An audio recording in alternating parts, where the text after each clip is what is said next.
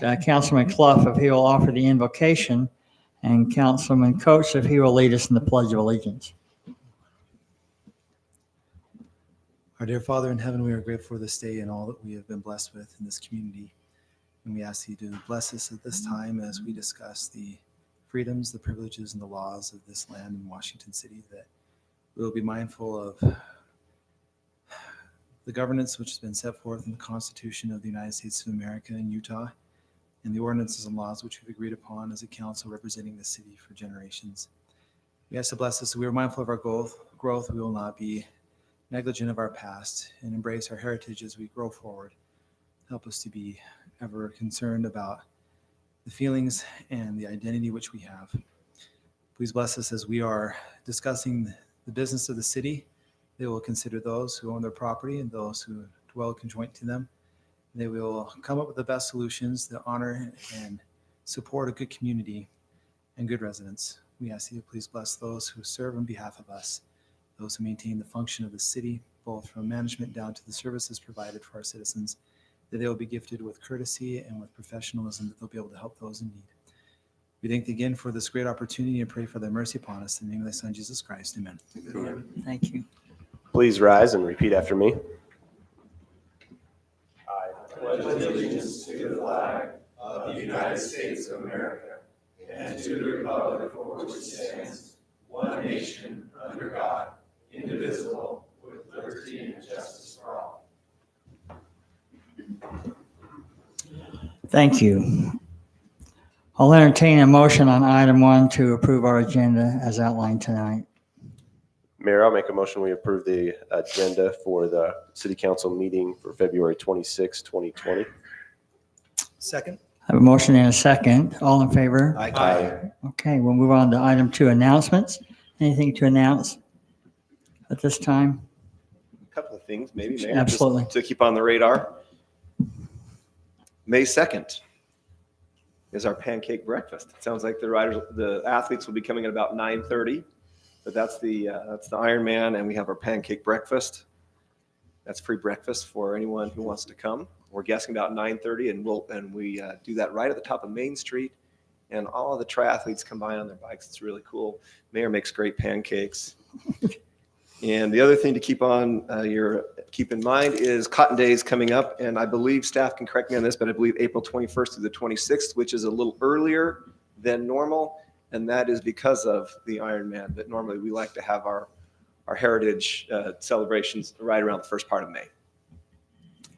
Thank you very much, Councilman. Any others? Okay, we'll move on. Item 3, declaration of abstentions and conflicts. Any to declare at this time? If not, move on to item 4, consent agenda. Item A of the consent agenda, approval of the minutes to approve the minutes from the City Council meetings of 1/7, 1/22, and 2/12/20. And 2 final plats on item B. Consideration to approve the final plat for Escondido at Sienna Hills, Phase 2, located approximately 1100 North Escondido Drive, applicant Brennan Holdings, number 200, LLC. Then item 2 on that final plat, consideration to approve the final plat for Crimson Fields, Phase 3, located approximately 380 East, 4200 South, applicant Development Solutions Group, Inc. Mayor, if I may, on item B2 on the final plat for Crimson Fields, it said in there a condition about the road, the extension of 4200 South. Is that coming along? Would you like to address that, Drew or Mike?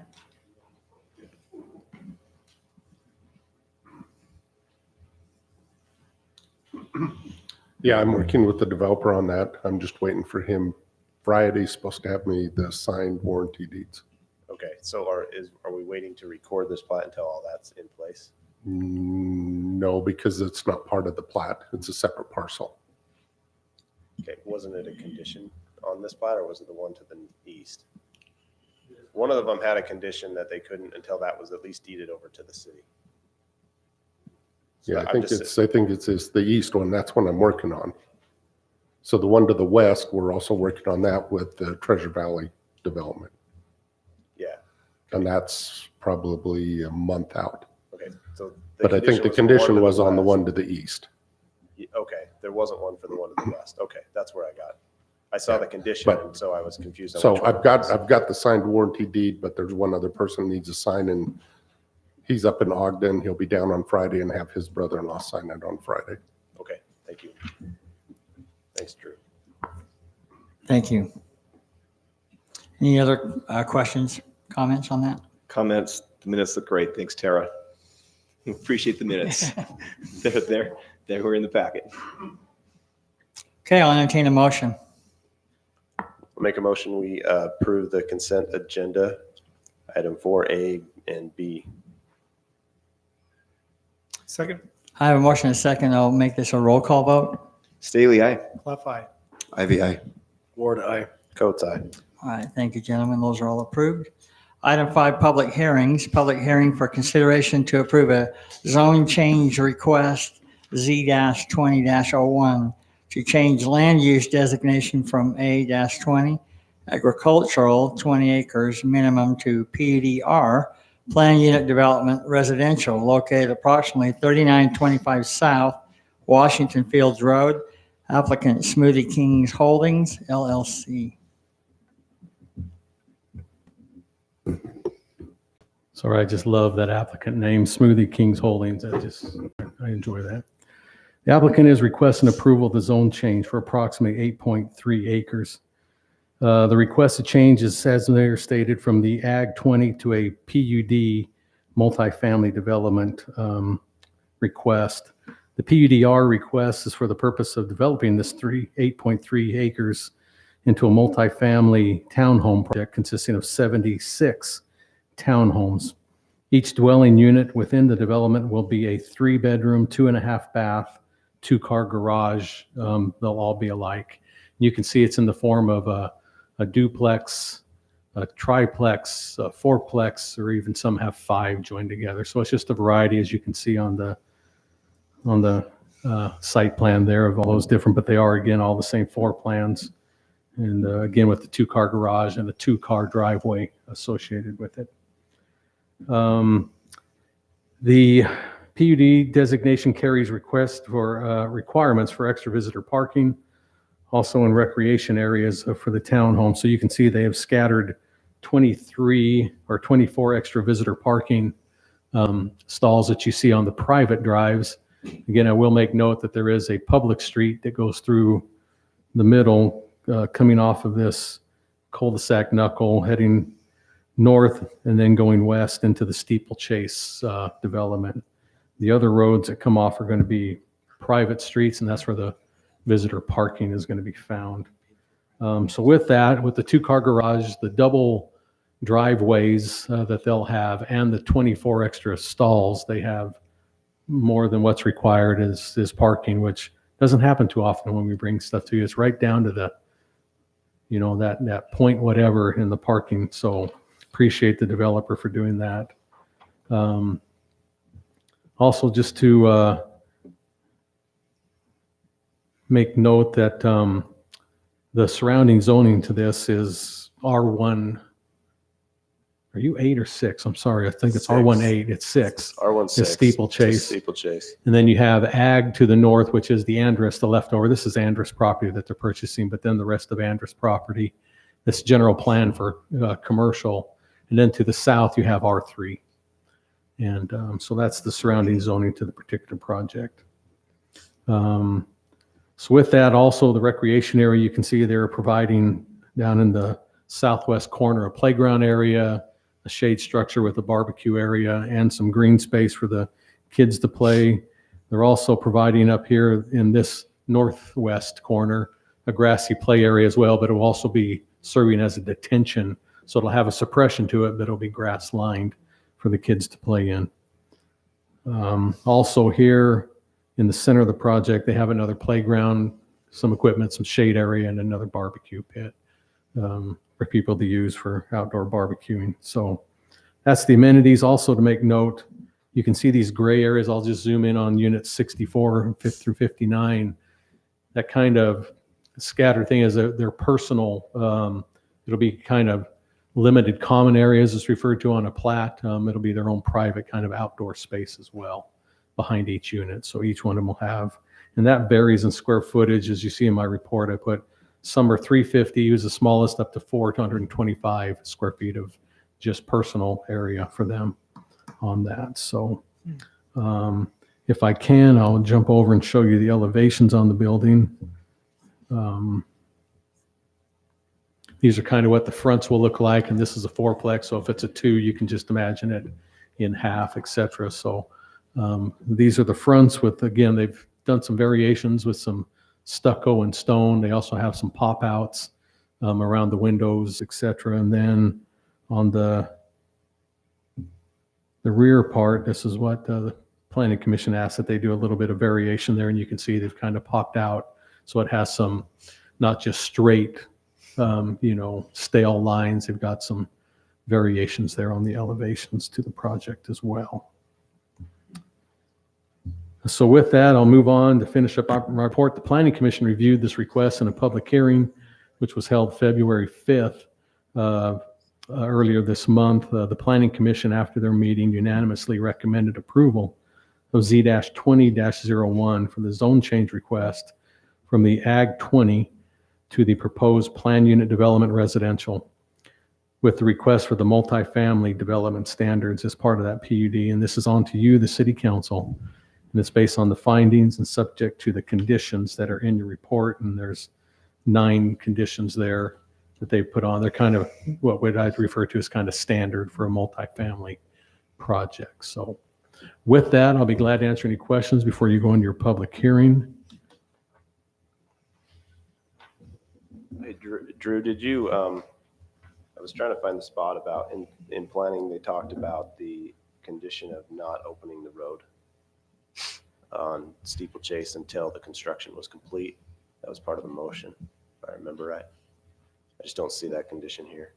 Was it in the minutes that way of closing that? I can't remember if that was, I know we talked about and said, where did my minutes go?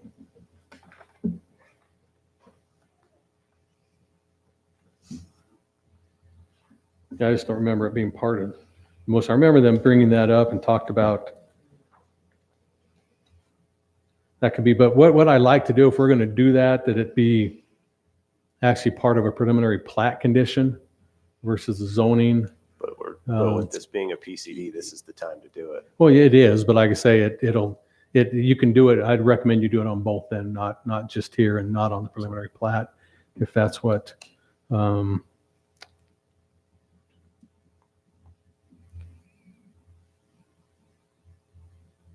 And we can discuss that more. Yeah, like I say, I'm reading the motion and I remember them talking about it. I do, but I don't know if they went as far to put it in, but I remember the conversation that they would see what they could do about having the road closed off until until the road's built out and not have construction going through Steeplechase. So Is that how it read, was that they had to close it off until Steeplechase was it's done? not read at all. It wasn't part, like I say, I just read the motion. They talked about it in the minutes in the meeting. See, and I'll admit, I don't remember if it was part of the motion or not. Wasn't it the issue that they were closing it off? No, the problem is you don't want the construction traffic coming through Steeplechase and Treasure Valley when they can come right off Washington Fields Road. So just to keep the construction traffic until the roads are built, till final plat, and then once the roads are built and it's final platted, then open it up. So did public safety sign off on that road closure? They feel like that's a problem by closing that? Well, it really won't be an open road technically until it is dedicated and turned. They're just wanting to make sure during construction time, when it gets to that point after they come in with the preliminary plat, they get their vesting to go build, as I say, build out the infrastructure, the roads, start setting the pads, et cetera. They just want to keep all that construction equipment just coming off of Washington. And that's easy to do, that you could just block, really it'd be the best thing is just to put up some barrier, not in the chain, because we found out those don't work. If you ask the Hoops that own the developments just south of this, people drive right through Chains, believe it or not. Well, it'd be my preference to So- access it through 3925 South also. I think just most it of them makes sense. will, but you never know because you're going to get the rogue person who's going to come from somewhere else already in Little Valley or something and just wants to do that. Well, So, that's a highly residential area, lots of kids and stuff. So if we could limit that, I'd be certainly in favor of it. and again, that can be part of the council motion is what I'd recommend 2 weeks from now, if that's what you feel to do. So any other questions I can answer for you? Just one last question, just because I'm wondering, as I look at the layout, this development, the western side of the property was this an intended buffer between their western boundary and the existing? Yeah, subdivision? originally, no, they had 2 5-plexes where it's units, I think you're talking about units 7 through 12. Yes, And so there was 2 public hearings. It was tabled for them to come back and see if they could fix a few things. Because they also realized that, this particular grassy area wasn't there originally. It was over in this corner. And they knew they had a drainage, had to be shifted. So the planning commission just felt they wanted to see the changes they'd talked about. And so they tabled it for 2 weeks. And this used to be 2, either 4-plexes or a 4 and a 5 over here.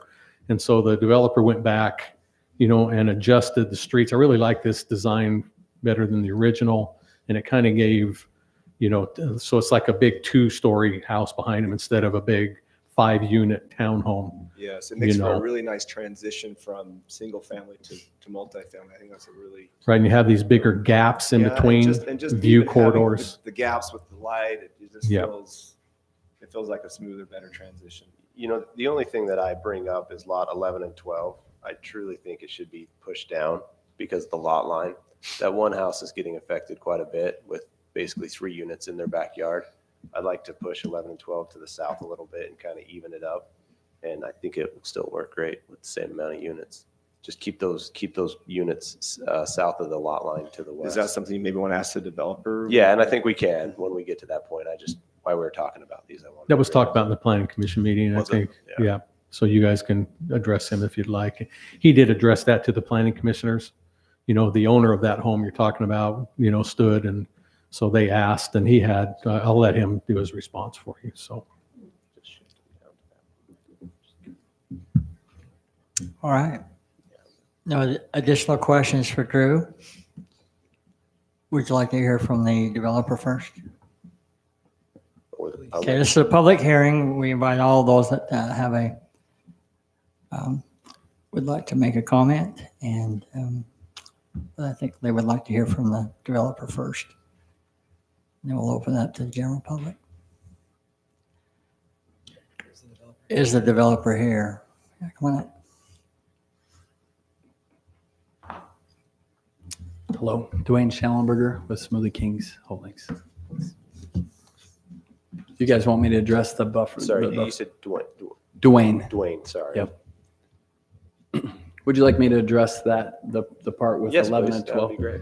So the balance was, we had 9 units on there. We worked with the neighbors, obviously with everybody trying to get views, we do have a 25-foot setback. Their house does have a much shorter setback on their lot. And so we tried to work with them and talk with them. The balance we have is maintaining a really nice park area for the residents in that townhome area. So while it's nice to have someone's view next door and we try to work with them, at the same time, we don't want to take away from the actual residents where we've intended to have 2 park areas. And so we could move it a few feet, but as far as moving a substantial amount, it would affect the park. No, I'm my personal opinion of looking at this is you see the block fence in that image is to move the building just south of that. I don't know what that is. I don't think that impacts your park immensely. I think you still have the same park and you just shift it down a little bit so that, and I'm not saying you have to preserve people's view corridors Right. because we all live with people and we lose those view corridors all the time. I'm thinking then that resident isn't impacted by 3 things. And I do like how you guys have worked with that group, with the residents there moving forward. And in the layout, you got more buildings overall. Yeah. So you have what, 5 extra units from Yeah. when you first presented? So you got those 5 extra units. shift that building down a little bit, and then you're still within your density. It does help. We like addressing one of the single story homes up above where we moved the park up above, Mhm. right? To help them. We try to work with each of them. The reason we're able to pick up a few more units is these actually would have been our best selling units. Obviously, price wise, this is where I could probably get the most premium. So it was a trade-off to get more units. It is a trade-off, but that's why we did it. So I know in talking to the engineer, we had 2 or 3 feet that we can move with pretty easily. I don't know the distance at that wall. It looks like 10 feet, but I don't know. And 10 to 12, Yeah, just from the 25. 10 to 12 would greatly affect the park in our, Yeah, I agree. I'm almost reluctant to take anything away from the park, just because I think that's going to be a real nice amenity for the homeowners in that area. Yeah, but I mean, well, I think 10 to 12 feet is not going to affect that part in that area. That's just my opinion. But because there's 3 other play areas that in the grassy play area, the detention area, that's going to be grass, which we always like those detention areas to be grass, which is good. Yeah, I So- picture some poor child missing the major leagues because he couldn't throw far enough in his training to get that, missing that to those 3 feet. You can tell them to come down to my house. Do you see an issue with the driveway from 11 and 12 and 20 and 19 lining up almost exactly if you move it to the north a little bit? Is that an issue to you at all? I think, without having the dimensions, I mean, looks like, what do you think dimensions are on that, Dave? Yeah, I just know we have like 2 to 3 feet to work with without affecting the park greatly. With 76 units and some will have, I mean, there should be quite a few kids playing. Our concern is balancing neighbors with park and obviously for the project, we definitely want to take care of the park for the kids. And yes, we did pick up units, but at the same time, we did change this layout a lot and tried to work with them the best that we could. Unfortunately, you are right. That one house isn't exactly balanced and we couldn't find a way to exactly balance it. And I want to bring up, Drew says it's zoned R16. There's not one R1, R6 in that neighborhood. It's an R18, really. It's zoned R16, but not one lot is under 8,000. So So just one question. Everyone wants to ask it, and I will. Yeah. How'd you get the name Smoothie Kings? Actually, that's where we have like our business meetings. We go to different smoothie shops and so we like smoothies. And no, we do not own the New Orleans Pelicans or whatever, the Smoothie Kings. We have nothing to do with them. It was just a name because we like smoothies. That's it. Okay. Now I know. Any other questions? Okay, thank you very much. We'll open it up to any of you out there that would like to make comments. You need to come up here. Come on up and state your say name. This is a legal proceeding meeting. Has to go on record, so. So is the 3925 South going to be a public access? Yes, it Flynn is. So Todd. if you Flynn zoom up Todd. on it, Drew, there's going to be one road, Steeplechase Road and whatever that, it doesn't say the name, but there'll be one access that's public through that. Just one access? The rest of all the side streets, so the main road's public and the rest are private. Because my concern is all the traffic goes through Stonehenge. And so when the high school's built, all the traffic goes through Stonehenge. All the traffic goes through Stonehenge to go to the junior high. And Steeplechase traffic uses Stonehenge, and now this development's going to use Stonehenge. So it just increases all the traffic through there. See, and I kind of disagree because it'll go to Washington Fields. I'm not saying some ain't going that way, but I think we're more of an impact from Steeplechase heading to the main road. Well, I live on that street, and I see the traffic increasing all the time. No, And so- I know where you live. I mean, I live on Steeplechase Drive. So, I mean, I personally think I'm going to go that way once the road's built to get down to Washington Fields and head out. I think I know what you're saying because I drive past your house to leave my house sometimes, depending on which way I'm going. Right. I see that this is being a secondary access that's going to feed people that way. Well, okay, That's just my opinion. I could be totally wrong. yeah, but it'll also increase traffic through Stonehenge because that's just the way shopping and going to downtown and going to other places is routed, is through there, and so it just increases that traffic. So I would rather, be less traffic go through there. So what would you want, a private street? So it's, Yes, I would like a private street, actually, yes. okay. Just I don't know what that entails, but, or what that would require. But, 925. Is that what you're suggesting? No, 3925 is already a dedicated road. So it would, So I'm just trying to understand I'm just- his comment. You're suggesting, which one would you want private as well? even if it was private, doesn't The- mean they can shut it down. No, I understand. I'm just It still would I'm be- trying to understand his point though. well, not going to Stonehenge, the road that goes into Stonehenge, I don't know what the name of the street is, but Deseret, or Stony Hill Drive. The steeplechase? No, he's talking the neighborhood to the west. I mean, that's a public street already. It's dedicated. Right. You'd have to go through a whole vacation and Mhm. rededication of the roadway to make it Right. a private street. Well, if there's any way that they could just make it, the one access to cut down on the traffic that goes through our area. But, Okay. Yeah, I understand what you're saying. okay. Thank Thank you, you. Mr. Toth.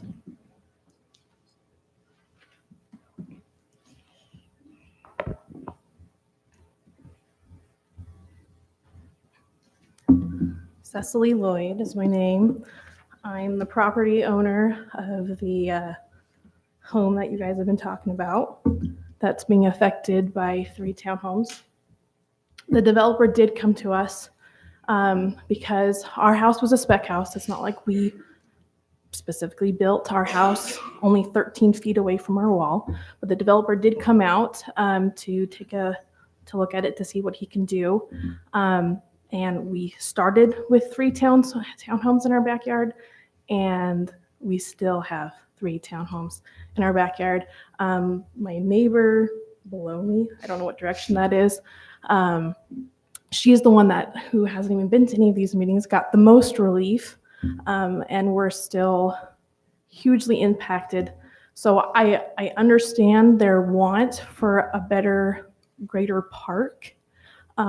But I'm also concerned about my property value of now having 3 families directly in my backyard. I'm worried about my privacy. I know this image is deceiving in my opinion because it looks like, oh, green, that must all be grass. But unless the developer says differently, I'm going to assume that that's more rock closer to Unit 12. And rock is most likely not going to be played on. I have kids. They don't want to play on the rock when they go to the park. They go to play on the grass. So shifting the building down 10, 15 feet, eliminating 10 to 15 feet of rock, I don't think is that big of a big deal for the developer, but it makes a huge deal for my property. They did increase the density by adding 5 more buildings. So fine, take 1 unit, let's compromise and take 1 unit off. It's not shown. Can you lift the image up a little bit so I can lift it up towards the Hoops property, the vacation. So take out number 13, and that will give you your bigger playground area, and shift 11 and 12 down. That way you get 4 more buildings instead of 5, or not buildings, but units.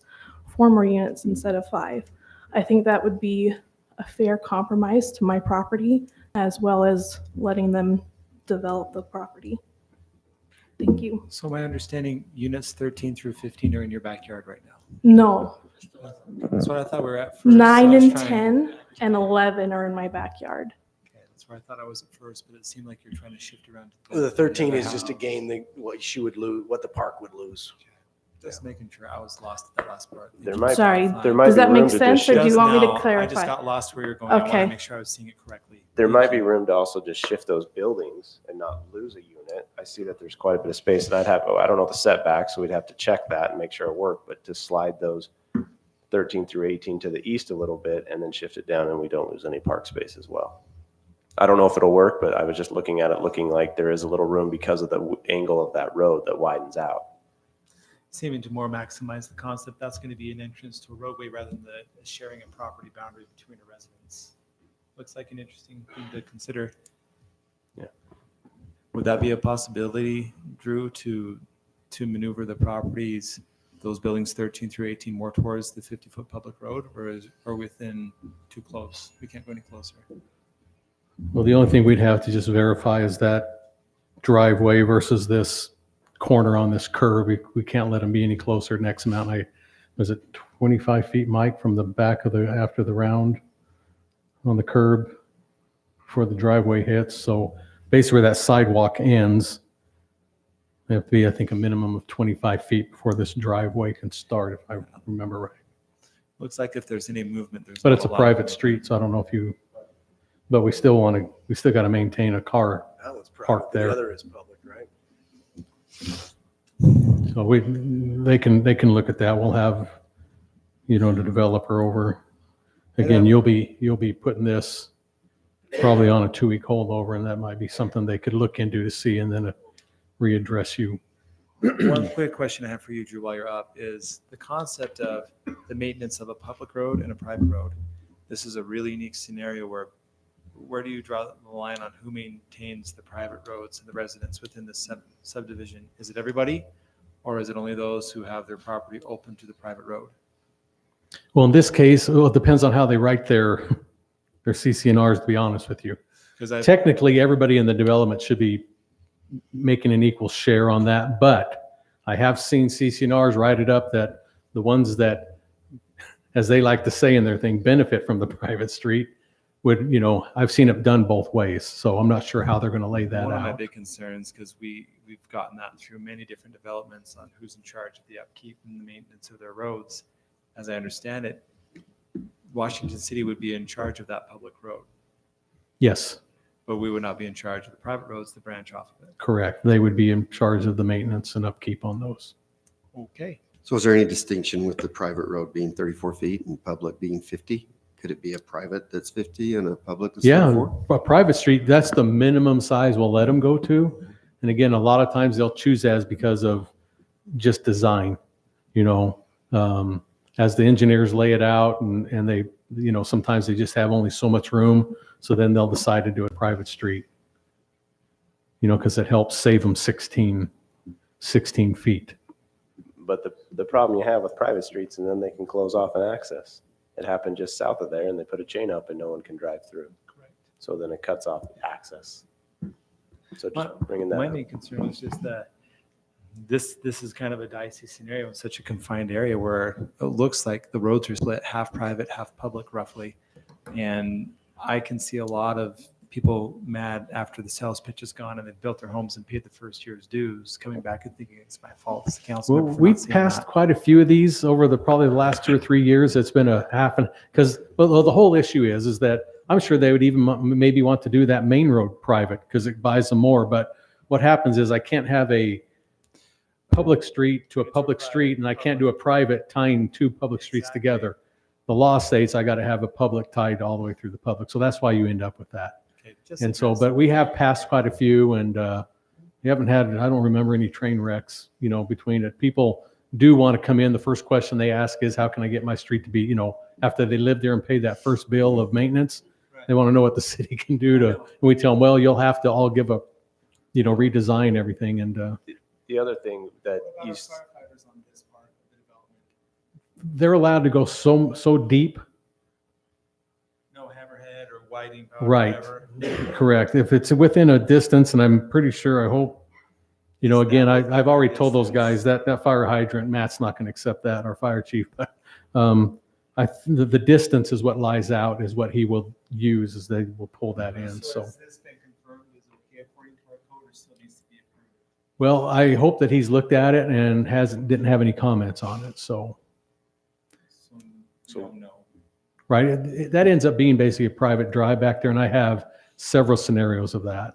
so I was going to bring up one thing. You mentioned train wreck, and and I have heard. Sorry, it's just a phrase that I use a No, lot. it's all right. I have heard of HOAs where they have private alleys and private things, and the whole HOA pays, and then there's a fight of why am I paying for. But I'm just bringing that up. I'm not against private streets because I think they're acceptable in some areas. I'm just bringing that it does cause problems if the CCNRs aren't clear that, hey, everyone's paying for these streets And how much? and how much it is, but that's not up to the city to decide those fees. That's the fees of the. Yeah, I still think it is a unique concept. I appreciate that on the private drives, there is pop outs for parking. I think that is really helpful to the community and the flow. And that's a unique thing that you can do with a private street that's usually not an option with a public street.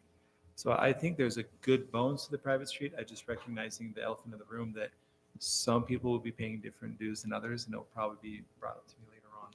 Correct. Though I can't tell them what to do. I know the concern will be there. But none of these roads would be, they wouldn't be able to close off any of these roads based on fire restrictions, right? They would have to keep every one of these open. There's none of these that could just be shut down to just a private street. Well, they can put gates up over private, but then they have to go through a process of a code on the gate or a Knox box, which is a box that holds a lock, a key to a lock that opens up the gate for them to get in. Most of the time, I doubt you're going to see gates put on that. That's just too much. Again, that's just one more maintenance nightmare that they have to deal with. Thanks, Drew. Anybody else? Come back. Yeah, sure. To the solution or a couple, or just a suggestion possibly. Is it possible if we shift 9 and 10 up 2 feet and shift 11 and 12 down 2 feet to basically balance that out where they have equal? Then you've got the 9 affecting that other lot, and then they have 3. So I think it's even worse because then you have 2 homes with 3. Yeah, we're just trying to be. Yeah, no, I appreciate that. That's what I look at it as, is it's impacting. And I want solves the problem. I want the council to know, I take all these phone calls from residents. I handle the sales portion of it. And so when it comes to dues, everyone pays the same dues, and we always disclose that up front. We understand that. I have a So. question for you. With the location of your retention basin, if, just to talk about it, would it be possible shifting 2 of the units to that retention basin and moving the retention basin on the other side of the road? We went through. I'm just 2 asking if yeah, that's yeah. a possibility. So we went through 2 planning commission meetings and worked with the residents, and this owner was adamant that she wanted her view protected as well. And so each you. person, we've tried and tried, but that was the intention of why it was shifted. So let me ask you a couple of questions. Yep. To Mr. Todd's question, is there any traffic calming for the northern entrance? Anything in your plan that would maybe encourage people to use the southern entrance and exit rather than the one through Steeplechase? During construction. During long term. I mean, is there anything that? So we had a good consider? discussion in planning commission about this, and it was brought up.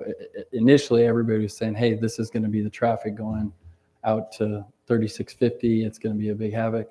And then the discussion shifted when a lot of people realized, actually, we're going to use your road a lot. And that kind of, it kind of went quiet at that point. Okay, thank you. Next question I'm sorry, I don't remember the other citizen's question, but can you address the fact of what is going to be actually grass and what's going to be rockscape? So good question. It will be a combination. She's right. We will have a barrier of rock and we'll have a nice grass So area. the direct impact to actual play area is probably not as great as. That's why I say we've got a few feet to work with. It would affect it if it was significant. And the last question is, for me, is I've had some personal experience with developments that have private roads. Yep. And it really is a shock to the residents when they get the bill. They don't realize that private means they pay. Is there anything in your sales packet or through your lenders that really explains the final line that each of them could be required to pay for resurfacing or slurry sealing a road? That's a great question. So number one, as I mentioned, all the dues are the same, whether you're on public or private. But a road impact would be an additional fee to that. Correct. Yeah. So yeah, it's a So disclosure. they'd all just pay the same, but but it could be potentially thousands of dollars.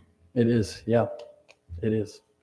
Is Yeah. there anything in the wording of your documents, back to my original question, that kind of defines that and lets them know what? Because a lot of Our people, final documents haven't been 100% drafted, but we'd be happy to. I guess my disclose question that. is that something that you would consider? Absolutely, yeah. Oh, yeah. Included in everything, and the budget lays it out with the CCNRs. Yeah. So with each closing, we have a budget with the items breakdown of what the HOA covers and what it goes to, and it does disclose that as well. And again, now, I'm not talking about right now because the roads are new. Yeah. 10, 15 down the road, so they need to be. Because I just think that it would be responsible on your end to make sure that people understand that that would be an impact to them at some point. Noted and understood, and we'd be happy to Thank you. make. Thank you. Anybody else?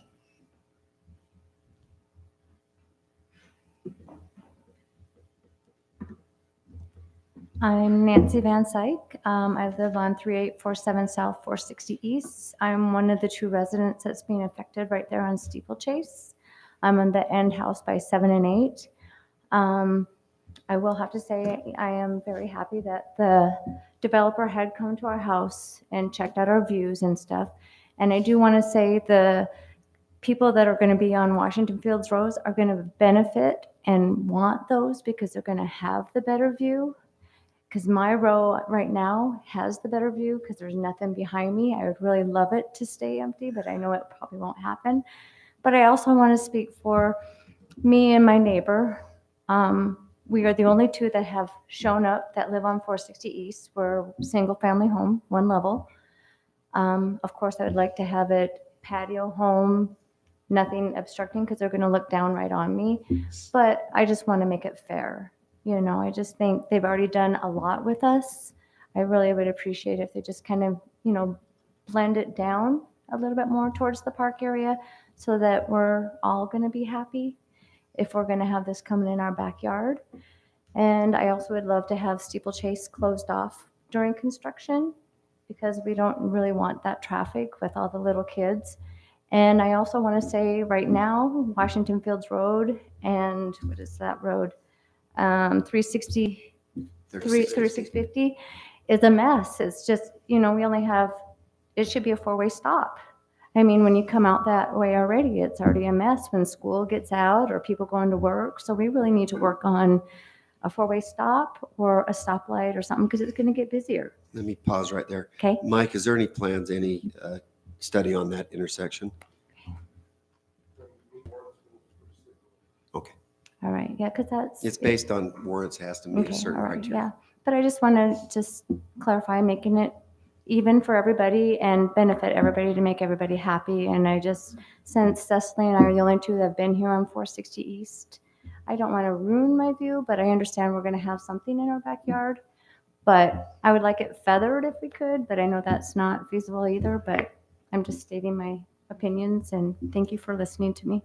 Thank Okay. you, Nancy. Yeah, all right, thanks. Thank you. One thing I'd just like to bring before the council is that we do have an active study happening in the fields right now that I think would be beneficial to us. We had something happen recently in the transition of the council where some significant things were happening. And we placed a condition that the development that would go in there would have to comply with the conditions of that study and the findings therein. I think there's a lot of resources coming to us as a council as we consider these open spaces and connectivity that will happen within that study. So part of me would like to just consider, though it's a public open forum, as we think about this, to consider the impact of that study and include that within our thoughts and our discussions on this. Thank you.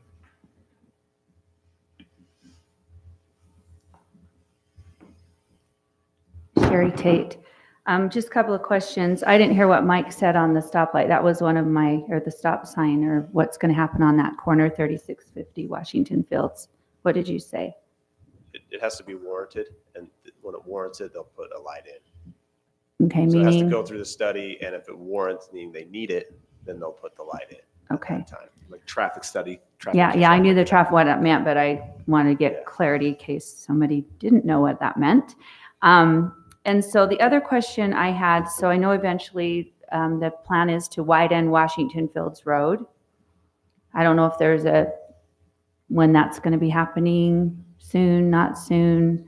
So on this development proposal, they're widening to the full width on their side. On their side. So will there be sidewalk, It'll be- curb, gutter, sidewalk, Yes. everything? On their side. Okay, well, I'm still trying to figure out where it's at, actually, so I think I've got that. And then I didn't hear what these were. Are these affordable housing? What, I didn't catch that. Just townhomes. Just Family townhomes. townhomes. Okay, all right. Thank you. Thank you. Thank you, Sherry.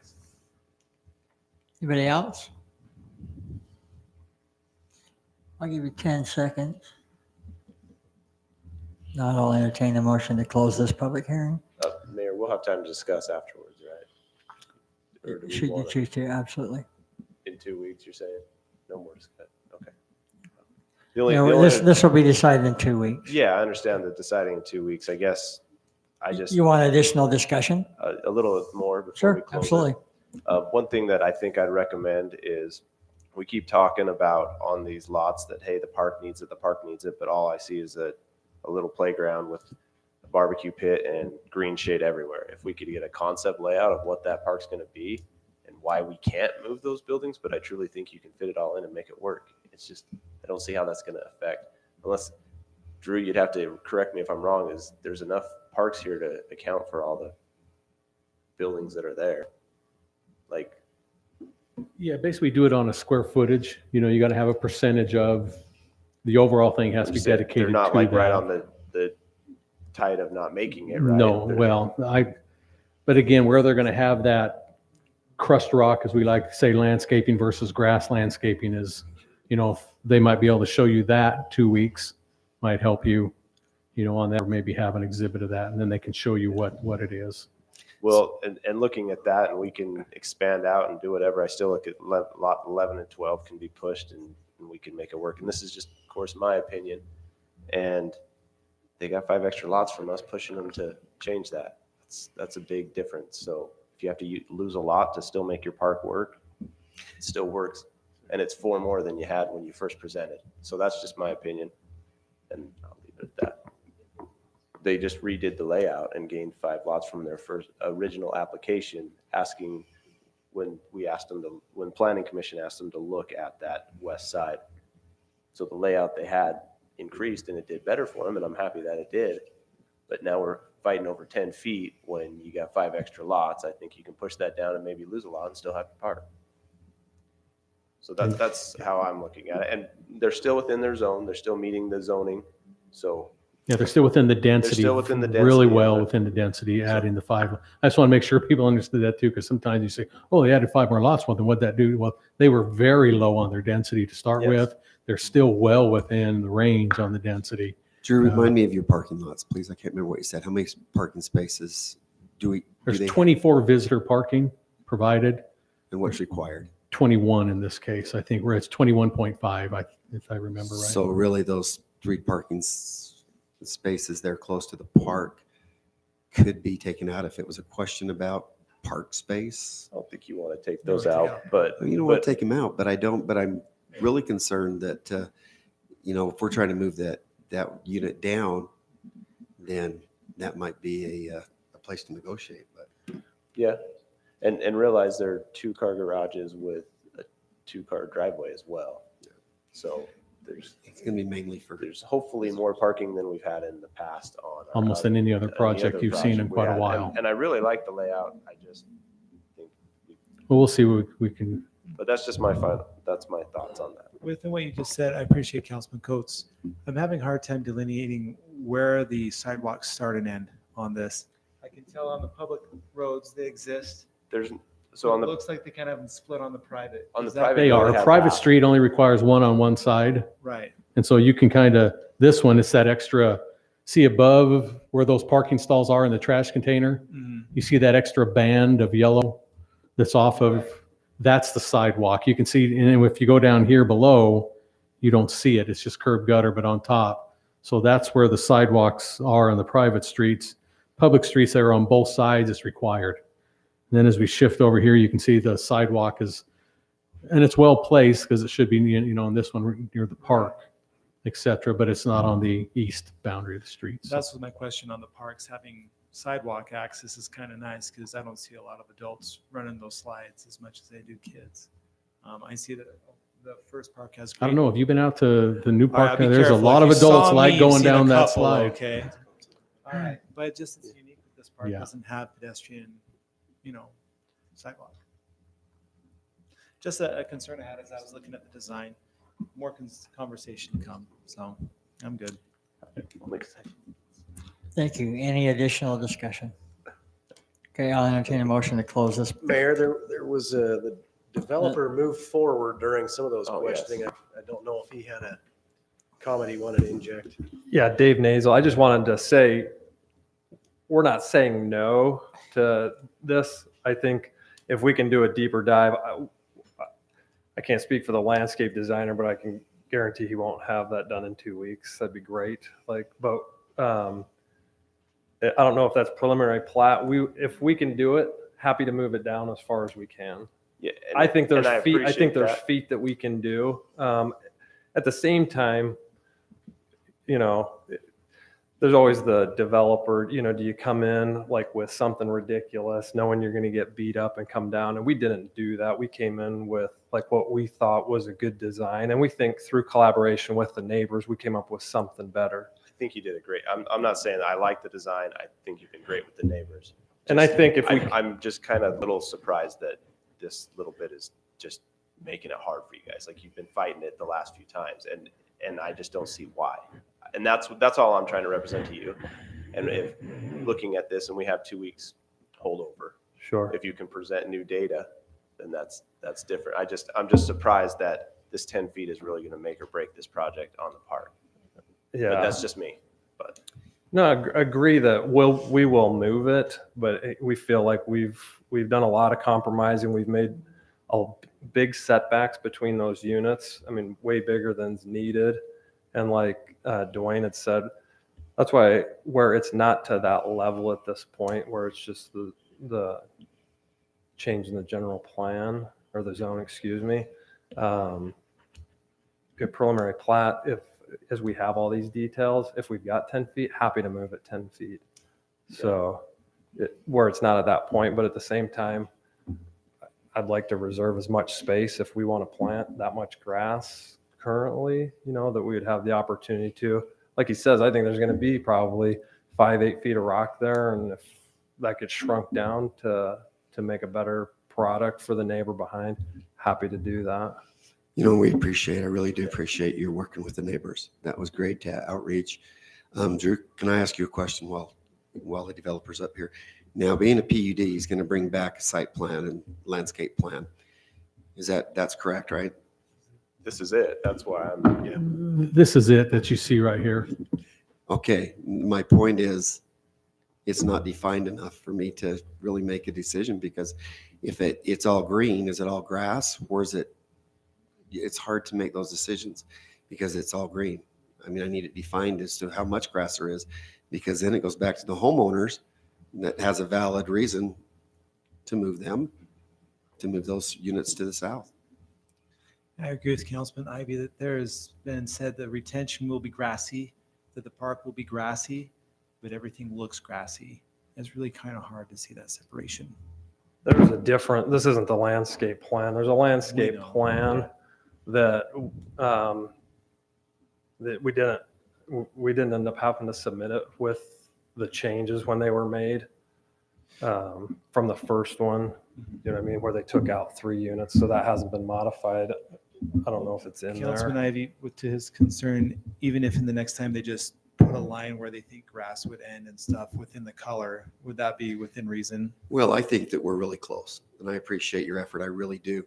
I just tend to agree that if we can give further relief on that western boundary without affecting your project or your density, then I think it's an easy fix to just make that. I'm good with the rest of it. I think that you've addressed a lot of the questions that the residents have had, and we understand there has to be kind of a balance between city and developer and residents, and we appreciate that. And again, I want you to know how much I personally appreciate you reaching out the homeowners and trying to lay that groundwork, because that makes a better project and better overall project. But, you know, you're going to sell those units and you're going to move on to other smoothie places to get your smoothies. And these homeowners, this is where they're going to live forever. And I do appreciate your efforts. Don't think that I don't. Thank you. Can I just wrap up some of my thoughts? One of my biggest concerns when we send developers away and they come back in 2 weeks is, I think, hard for them to guess where we're at. I think it'd be nice to give some basic direction. I feel, for me, from the conversation, the concept of private and public roads to be adapted into what you guys do for your people might be worthwhile. I think where the grass areas are worthwhile, and talking about the concepts of how you can move those homes would really help us understand it and be able to move forward as a council later on. Is there anything else the council has as a concern that they'd like to see addressed? So, sorry, what are you wanting them to do with the private roads? No, Councilman Ivy brought up the concept of when you have this sold, that it's somehow disclosed that who is paying for what. And I think they've disclosed that to us, that it's part up in the closing and it shows all the costs, and that's just pretty standard practice. exactly. So that's why I think If that's it's already been me. answered and cleared, great, but those are the things that were brought up, and that's all. Yeah. So if one's done, great, but it looks like two are kind of remaining. We'll include that for sure. We have other projects with private roads, and it does no one any benefit by saving money on the HOA up front when they're going to get dinged down the road. So totally Thank you. understand that. So can I ask a question then? Absolutely. So 2 weeks from now, is there something I just want to be clear. I think that's important. Is there something specific drawing wise that you're looking for from us? Or is there, I guess I'm kind of saying, I'm fine splitting the difference. 15 feet's a big deal. That's closer to 15 feet. I think 15 feet's a big deal. If you're saying 2's not enough, what's right? I don't want to come, 2 weeks cost money, and so if we could talk about that right now. I'd appreciate us resolving it when you come, so I think it's a fair question. Well, it is a fair question, and just so you know, we're not unanimous on this. I've sat on the council long enough to see that we really fight for park space and amenities for residents, and that has demonstrated over time after time, that adds to the sustainability, the product value over time for these locations. I'm really hard pressed to give that up, especially when they've brought in some really nice features for this area.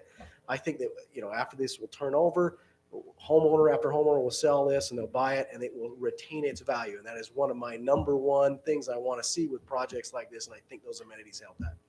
So. Thanks. No, you didn't get your answer. You only got one from me. It was a you were gonna lovely talk about. speech though, and I appreciate, Hey, the end, it's like, I'm done. No, and I feel deeply for the developer, and we appreciate you being in our community. You build our homes. I think it's just, there's sometimes when you've shown up and thought you addressed our concerns and realized that somehow we alluded to something else. That's why I was trying to wrap up my concerns. I guess one thing I have, just kind of coming back to revolving question, if all they had to do for their landscape was to find grass areas with a pin, like around here is where it's at, would that be appropriate at that time? Or would you like a full landscape plan? I don't think you need a full landscape plan. That's not. I mean, you know what I mean? That's Just to not. say, I don't this is think grass. we have to say that you have to do that, because we shouldn't. I mean, this is a PCD. Right. I mean, you come up with a good point, and maybe 10 feet's the answer. 10 feet. I mean, I don't know if it's 15. It's hard to tell because we don't have a dimension, and we're guessing here.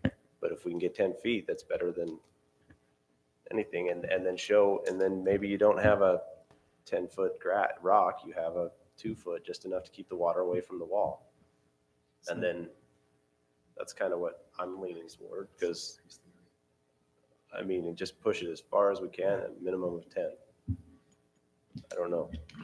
That's just the idea I brought out. I remember seeing this in planning commission and comparing what you presented then to what you're presenting now is just a world of difference. I wish all developers would be that responsive and that considerate of neighbors. So I think if I had to sum up this council, and correct me if I'm wrong, but I would say just do your best with what you can, right? Go back and discuss it with your group and with your engineer, see what you can do, and And I think you've already shown enough good faith that you're going to have good faith from this council. Okay. So we'll bring that back then for 2 weeks from now. And as soon as you can get it in the Yeah, packets, so better, that's the so that we process, can get it. is just Right. that we'll close the public hearing and then we vote on it in 2 weeks and we don't take any more public comment on it at that time, but it's just allows the council to have some time to think it over, so. And the And developer it's just does not have even a on the chance agenda to to vote tonight, so. So where we're asking them for a change, I would want to hold the public hearing over to that point. And just so that if there's comments that want to come in on the changes. Well, can we open it up at that time Where on do you new stop items? with that, though? I mean, what we're really trying to say is, we like parks, but we want to be sensitive to neighbors in the backyard. And we're saying, can you move 11 and 12 down a little bit? I'm just, and I think they're saying we're going to do the best we can. I don't. Well, I guess what I'm partially referring to is that we've had some concerns from legal counsel that when we're closing down public hearings, and then we're still seeking. Yeah, for that's a whole nother conversation, yes. Input from the public, then we have got some. Well, problems. at this point, obviously, if the public hearing is closed, and this was a due process when Councilman Ivy and Councilman Cope and myself came on, we were learning to do this, but from my understanding is once this public hearing closes, we're done talking about it, but we have 2 weeks to think about it until we vote. You know, traditionally, years ago, we would vote on the issue right after the public hearing. That's why I felt like, from listening most of the discussion tonight, listening to the public, listening to the developer, listening to you on the council, I really find that everybody's doing their best, and I think this developer is going to bring it back with movement as much as he possibly can, trying to appease the neighbors behind, but also being very aware that there are going to be families and children who can appreciate that park amenity. Right. So I just don't know that we need to keep the public hearing going any more than closing it tonight and voting in 2. And I think that comes. The only thing it does for you to keep the public comment open is if you do want to bring somebody forward to address some comment, it just leaves the option to the council to say, Yeah. yes, we can take that, and you're not treading over some legal And issues. honestly, Councilman, I wouldn't, you have more experience with this particular process. I think what I'm saying is I would like to see us vote on it in 2 weeks, regardless Agreed. of whether we keep the Agreed. public hearing open or not. So I'll support whatever motions comes forward in that regard. I think I'd ask, sorry, just on this, to our attorney, Mr. Starkey. If we close the public hearing, can't we reopen it in the next meeting if we choose to, or do we have to advertise it? You haven't that way? advertised it. You can't open it in 2 weeks without giving some notice of it. I mean, you Alright, can't I just show just- up 2 weeks and go, oh, I think we'll open it, because people won't have shown up thinking they have comments. Okay. You could, at this point, you could still amend it and say, we'd like to come back and request it be reopened and take stuff. But again, if you've heard what you need to hear about the significant portions of the development from the public hearing, changes of inches and minor things, that's what you do once you close the public hearing. You kind of discuss amongst yourself. It's only at that point where you think somehow you're taking information that was never even contemplated or addressed in something that you want to then throw back open to the public, because it just becomes so much juggling folks have the chance to get the general stuff in. Then it's left to you guys to kind of take that info and go, gosh, I think based on what I heard from everybody and what I'm thinking about, maybe we'll adjust it like this. Well, I agree. My only point is you get an email, you talk to somebody this week, the developer changes something, it just leaves the option for the council to say, can I have you in during the meeting, just before we vote on it, just clarify something. And I'm not going to hold anything up. I don't have a huge opinion on this. It's just a fine point. And I already regret how much we've talked about it. At the most, I would take a clarification. Councilman, At the time you're is that a making motion to close the public hearing? If so, I'll second it. I wouldn't be taking comments outside once you close that public hearing, no matter what, that them are incorporated that nobody's had a chance to address. If the developer comes back and you go, geez, you know what? We all thought you should have had 3 inches or more turf on that end over there. And I'm thinking about it now, would you be okay with that? I don't think that's something that significantly changes what you guys were taking for information. But if you're taking in information during the week of someone suggesting a whole brand new layout of it, you're reaching onto different territory altogether. So Just wanted to ask a question. On the crosshatched area in 11, where it kind of jogs out a little bit, that space on the upper end, that's 16 feet. You don't have, I don't know if the plan's in, it's 16 feet for the bump out. And so it looks like that's probably about 16 feet-ish over the line. Is that, if Give or take. scale, yeah, plus or I minus don't- a I don't couple know. feet? I mean, and I was thinking, I don't want to, I mean, we don't have a dimension, so we can speculate all day, but But what I'm saying is, on their wall, if I remember the neighbor's backyard, and she could say yes or no, but off her wall, if I remember right, on that south side, she's got rock along her wall there. If we split, like I said, if we split that and move the units 8 feet, I just want to be able to make a decision in 2 weeks. And I'm fine saying, we'll move that 8 feet, shift the 11 and 12 down. I think you heard, I mean, I'm wanting 10.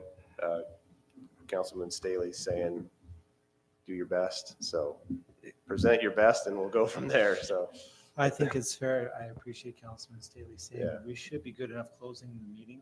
That's a public meeting, and to prevent having to re-notify and everything else, that we could account for things as we need to from the people that bring concerns in the next meeting if there are any. So I would be in the favor of not having an open meeting in the next time. Okay. Are we through discussing? I'll entertain a motion to close this public hearing. So moved. I have a second, motion and a second. I would like a roll call vote. Coates, aye. Ward, aye. Ivy, aye. Clef eye. Staley, aye. All right, thank you. So we'll See you in 2 weeks. 5B, public hearing for consideration to adopt a resolution to open and amend the Washington City 2019-2020 fiscal year budget for the funds of Washington City. We'll turn time over to the city manager. Thank you, Mayor. Mayor, this was, we discussed a couple weeks ago. This is a recommendation to open the 2019-2020 budget to be amended. And the public hearing associated with that, we advertised a couple weeks ago, as well as made the budget available. The budget increase, there is a budget increase of $131,772 for a total Washington City budget fund total of $78,095,672.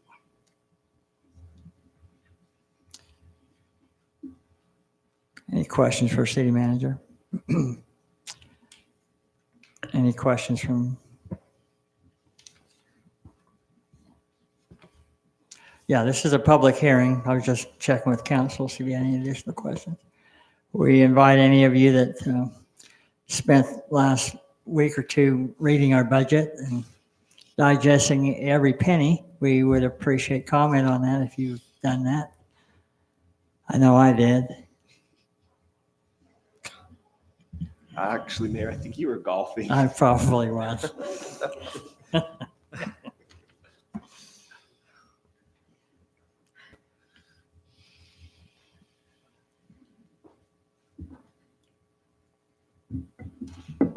Rosie Kirkland. Marcia Whitney. Sherry Tate. So you guys, I apologize, I had to work, and this is my attire, but these hands did all the wall covering in this building when it was brand new, Really? so that was me.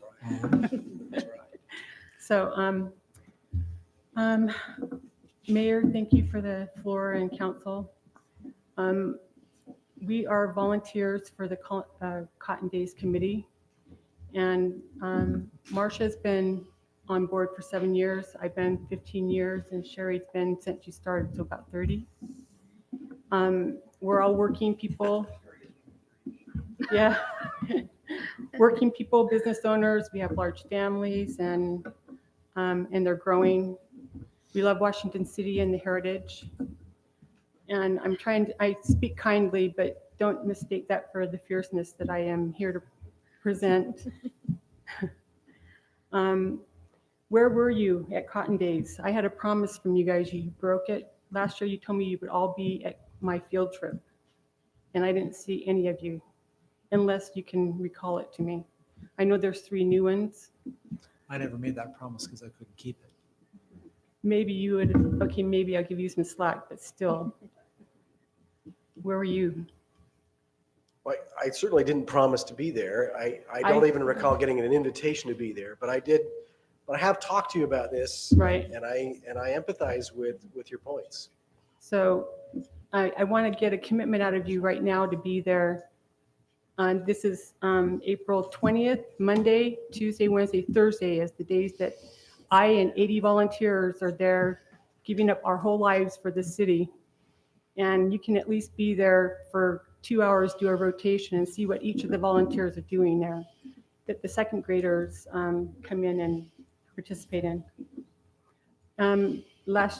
This year, I don't have the final count, but it's approximately 2,500 children and all the teachers and a couple of helpers with each of the classrooms. So, So what she's referring to, for those of you that might not know, is it's probably been, I don't know, 20 years ago, we started doing a second grade field trip for all the second graders here in Washington City. And then it was such an awesome thing. It was about our history and our heritage and of our community and our county.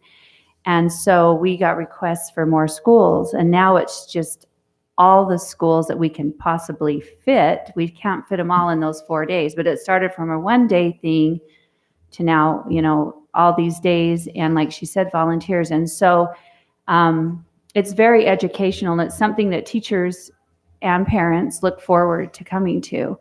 And so Rosie, I started it all those years ago, and then Rosie, she was my friend back then till she volunteered to take it over. Now we're still friends, but she has taken it to a different level. And it's truly, I think, for me, talking from when I was there, and I'm there this always with her, but to go and experience what those kids are experiencing. You can't just stand back and watch it happen. You have to experience what is happening and listen and see the excitement on these kids. And this is stuff that they'll never, ever learn in school. We don't teach history in school anymore, especially our own local history. So this is something that we're so passionate about, and we get a little crazy about it. I know, and you see us coming in, you're like, oh, geez, here they are. But it's because we love it, because we know what it does. And so when we're up here asking for you to be there, it's because we want you to feel as deep in your core as every single one of us feel what's going on for our Cotton Days. So I'll turn it back over to you. I have to just speak louder than Rosie sometimes. She's nice. yeah, I'm we mean. put a lot of work into it, and it would just make us feel a little more appreciated to see you there. And I think you would like it. Rosie, I'll commit to be there. Thank you. I remember my And- kids going to that field trip. Okay, good. That makes it easy. When you have children or grandkids going, you can go with them. It's a lot of fun. So, and then also, we also had a promise of a check to the Tractor Club, who is probably responsible for like 80% of all of the involvement of all of Cotton Days every day. We get paid for 1 day from Cedar City. Any event that we do, we get a $2,000 check from the cities that pull us in to do the poll. That's just 1 day. And they're here putting on this field trip in addition to that, and we've done it for free. And last year I asked for $2,400, and that check never came. And so I think it's Did you send an invoice? you know what? I probably didn't invoice it, but I sent oh yes, I did, a bill. Yeah. And who did you send the bill to? We can. Okay. Yeah. Was Okay. it was committed by the past council for that money? I'm just wondering. I don't know off the top of my head, Remember? but we can follow through on that. Okay. Okay, so we have it in the budget this year. It's going to be this year, but we are owed last year, the Tractor Club. In fact, we just had our annual meeting a few days ago, and they think I'm kind of like, they don't believe me that they're ever going to get a check. And last year, in the mail. yeah. So last year, there was different things going on, but there was a real negative pull. I'm surprised they're even on board without that check this year. So that's the pressure I'm under, and they think I'm just a big old liar. But we'll show them that we're not this year, hopefully. Okay, so And this is the same Tractor Club that also does our veterans wagons for Veterans Day. They also does our Christmas in Dixie, our rides to the Covington home, and the same rides for during Cotton Days. And so they're requesting this, that they provided throughout our year through all our city events. So I don't think it's too much to ask. So we've all witnessed the beautiful growth of this community. Actually, it's getting too big for me. But along with that, we need more financial support, and we need to have more physical support from you guys in participation. And I might be dreaming, but I'm pretty sure there were 2 councilmen on board about 15 years ago when I first started. We had 2 councilmen helping us. Was it 2 last year? And all of that help just helps us. We need to have more people behind us pushing and giving strength to us. And it makes us not feel like slaves. Yeah, because we do a lot. Okay, so. I just want to add what she's saying. I love Washington City, and I know I speak loud and clear sometimes, maybe say too much, but it is because I'm passionate. And I'm just going to be really blunt right now. You know, we have these meetings, we plan these meetings, and we have councilmen. I won't call anybody out, but we have people that are supposed to be there to support us, and they're not. And, you know, as volunteers that work really hard, to not have that support is really frustrating.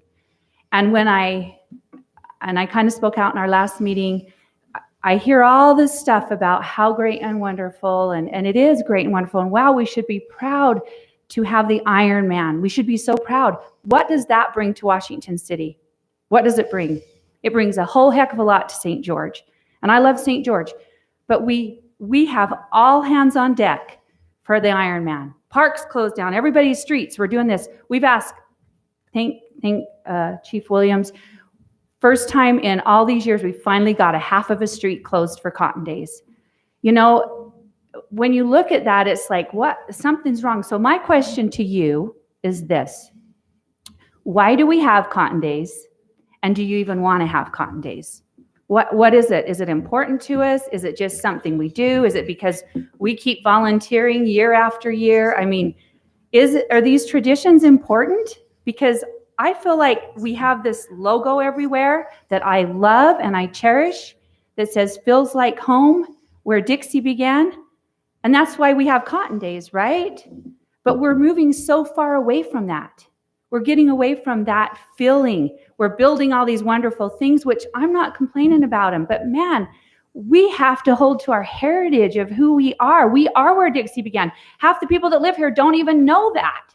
And so we should be having these festivals and these celebrations and telling our story. We have a great story to tell. We should be so proud of that. This whole state should be so proud of that. And if we're just sitting back and being like, oh, here's a Cotton Days committee again, like, you know, we hear time, you got to be in the budget, and we came and asked for that money. So your timing's great because we're having a. That's why we're here. So what can we do to support you? You made 2 really good points among many other great points, but 2 really good points is we need financial and physical support. I think in this context, we can definitely talk financial support, and I'm confident that in a very soon meeting, we could talk physical support, because I look at the body language of a lot of these council members and they're saying, yeah, we get it. We want to keep it. Yeah. So let's talk financial. We recognize these tractors, and honestly, historically, they are an identifying factor for us. And I know it's been a lot of years that you've been doing this and feeling like we haven't been getting the support. Well, and I want to say, we came in, you know, this used to be all funded by donations and the chamber, our little chamber of commerce. We came in, I want to say it was like 10 years ago, and we got $15,000. We might have started with 10 and bumped it to 15, but we had that money. And that is sacred to us. We use every penny and a lot of our own money. And we just feel like that money should not be used for one other thing. And I don't know how we set it up. And I don't feel like we should go out and have to get all these donations or people willing, trade sponsorships, all this. And if we get $6,000 extra, That should go towards our Cotton Days budget, not to fill in the gap for that 15,000. Yeah, it shouldn't be a revenue for the city. So I'm going to be really bold, and I'm going to say, I'm going to ask for $25,000 to $30,000 to have that and make sure it's our money for this event, whether we use 15 still or 16, because we're hardworking girls. We're frugal. We're not going to go crazy. And we have stayed pretty close in our budget. Roger, do we have a separate fund for Cotton Days? Separate fund, it all falls under, so we itemize it under the city celebrations. It is itemized, but it all falls under your accounts issue, city celebrations, but we do have it itemized out. I don't know what that total's been. They may know what the total's been. In times past, it's been 15. Yeah, in fact, So if you'll see the city celebrations was 59.7, that includes everything. do you have your budget? But we copy? do itemize underneath that umbrella account. We have a So budget we 15, could leave with You you. say it's 15 was last year? Mhm. So they would know probably better than I would off the And top. I was also told, we were all told, that any sponsorship cash we'd brought in would be used on top of the next year. And then that's never happened either, ever. What do we typically bring in on the sponsorships cash? 1 year I brought in 7,000 cash between, That was not last year, but not just last you year. have no. in the past. No, but in the past we have. Last year I Do you ended remember? up wheeling and dealing trade sponsorships so that we have certain things covered. So we wouldn't have to expense it out and go against our budget. So I can let me verify this real quick for the council, okay? So yes, you're correct. So 15 we had last year, and the rest of the items that fall into that account, just so you know, that category. So they had 15, that's correct, last year. And we also, under that general account, the 4641 account, include our fireworks for Pioneer Day, Christmas lighting, Veterans Day, all those other events that occur, but they are correct, it's 15,000. So one thing that I know that there's been a whole lot of conversation in our last closing meeting of this, we made it clear that on this year that any donation would be added to that because it hadn't been. So we haven't had an opportunity to try that out. But it can't be, we're told it cannot be. Is that true, Roger? That so any additional money we make, it has to go towards the general fund. Well, that's an accounting process. So yes, that's a requirement under the accounting process. Right. You're not a self-sustaining fund, which means you don't hold your own revenues, and it's a double entry bookkeeping. Can So we it has to be? Yes. So what we would do to address that, in my opinion, is we would look maybe at the previous year and say this additional fund was brought in the previous year. We'll adjust it accordingly for the upcoming year to account for that. Or you could kind of come up with a rule of thumb and say we bring in an additional 7,000. Because I fully agree and with if the what council they're feels saying. comfortable with that, then they could just send it. Here's one thing But technically, that's correct. It does go in two different. One thing that's changing is our community, you brought up very clearly, I appreciate you talking about a progression. We started with a second grade class, and now we're taking care of the county. We're doing great things. Our community 10 years ago, compared to 30 years ago, compared to 10 years from now, is a really unique thing. I fully agree that these events must continue on. One thing that you brought up last year, I think should go forward. We haven't had a chance to fully vet, but must be vetted, which I think is a big point. The city is contributing more than they have, especially considering the past 10 years. We went from nothing to something. So the city is stepping in, Right. wants to make this happen. None of you are slaves. But my goodness, the level you take this, no one could ever match. We fully recognize that. But let me finish. The next part is if you're going to bring in money, that obviously should stay within the extent of the celebrations of the Cotton Days. Likewise, if the city needs to adjust budgets to meet because we are growing, we are expanding, keeping a static number as we do this doesn't make sense.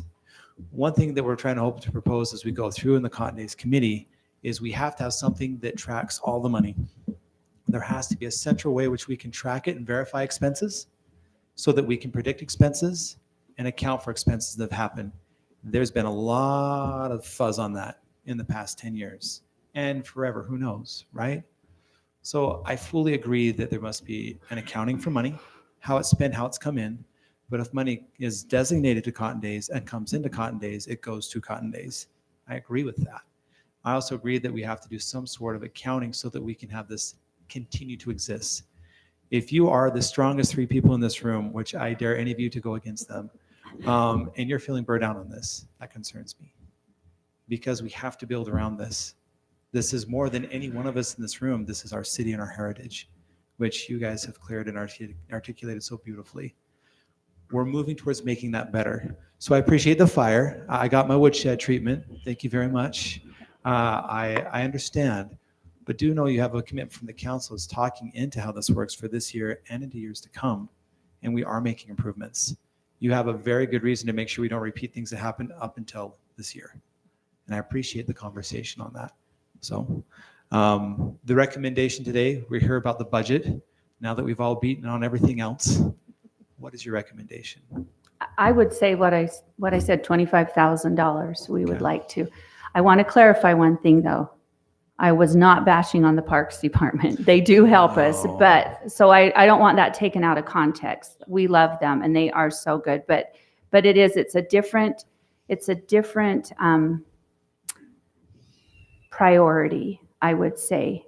And I don't know why. I don't want it to be, I want every single one of you and everybody behind me, if they live in Washington, and even if they don't, to be just as passionate about it as we are. And so I just want to make sure, and while we're here, one more thing is in that budget, we have the movie in the park. And that's something that we've kind of should have gone to jail over probably. We've been kind of naive, but there are Chief, did you hear that? Yeah. There are fees that are associated, license fees, and we need to pay those. And so we need to decide again, if that's something the city can get behind. The area Chamber of Commerce sponsored that for years. They haven't committed yet. Staley Farm commits to bringing the screen and bringing the stuff for it. But we would need, hopefully in that funding, if we get this approved, would help pay for that movie in the park if that's a tradition we want to keep going. But it's something that the city would need to get behind because it wouldn't really have a sponsor other than. And just on that, I love the movie in the park. It's great for kids. I mean, I really enjoy it. My kids love movie in the park, you know, and the one thing, and I don't know if you've done it, but I'd like to move the movie in the park, not move it, but just rotate it randomly. Just maybe have 2 locations instead of 1, because what I feel happens on those movies in the park is that you get all the people that live around it that come to it, but it's been at Veterans Park for the most part. Have you held it anywhere else? Well, we like it There's some limitations. Which, yeah, you got it. Yes. There's some limitations to transporting what they already bring, to setting up and taking down. I encourage you to come and set and take it down one time. I've done that 4 times now. I warn you, you'll have a different perspective right now. In the summer, right? It will change quick, Councilman, if you're there from beginning to end. All I'm I'm stating warning you. is that, like, my kids go to the elementary just north of Staley Farm, and they had a movie in the park, and it was great, and it was in the summer, and it was hot. And, well, but I'm not challenging that. I'm just I'm warning just a you. recommendation Our goal that is- I like the idea of maybe having 2 locations, and maybe there's another one with shade that we know about. I don't know if there is a better one or not. I know that has the best shade park in the area. Our goal is, though, so you know, is we recognize that our city is not just up here. Right. We have a whole lot of community members, neighbors that we don't know. And that is our goal, to bring the fields into this celebration.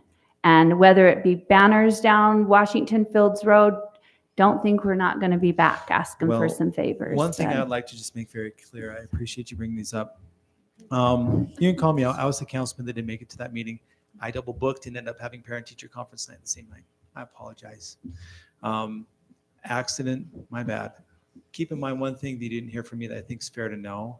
One of our biggest goals in this community, which you guys have ran and chaired so beautifully, is to better track our concept of our costs and our growth expenditures and how this can work for the next year, to where this thing comes into the budget for the next year, rather than, hey, by the way, don't you dare forget us or I will hunt you until you're 99.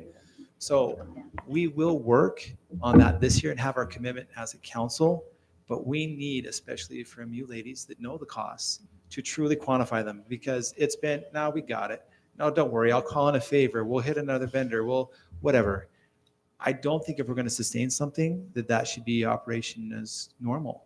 I don't agree with that. Well, and some of these costs too are just things that are going up or. Oh, absolutely. Or This refunding is the people same, who. this is the same issue we had last year, and it was, so to my recollection, this was resolved. The budget that you Correct. asked for was granted and put in there, so I'm I'm kind of stunned to find out that something went wrong, and I don't yet know what went wrong. So was there not money that was reimbursed? Was there other things that didn't happen? Because to my understanding, this was resolved last year, other than what you've asked for an increase this year. Are you talking about when I couldn't get the credit card?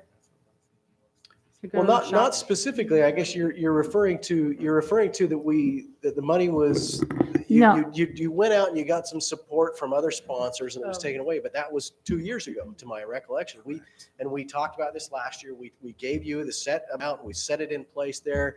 That should have been fine this year.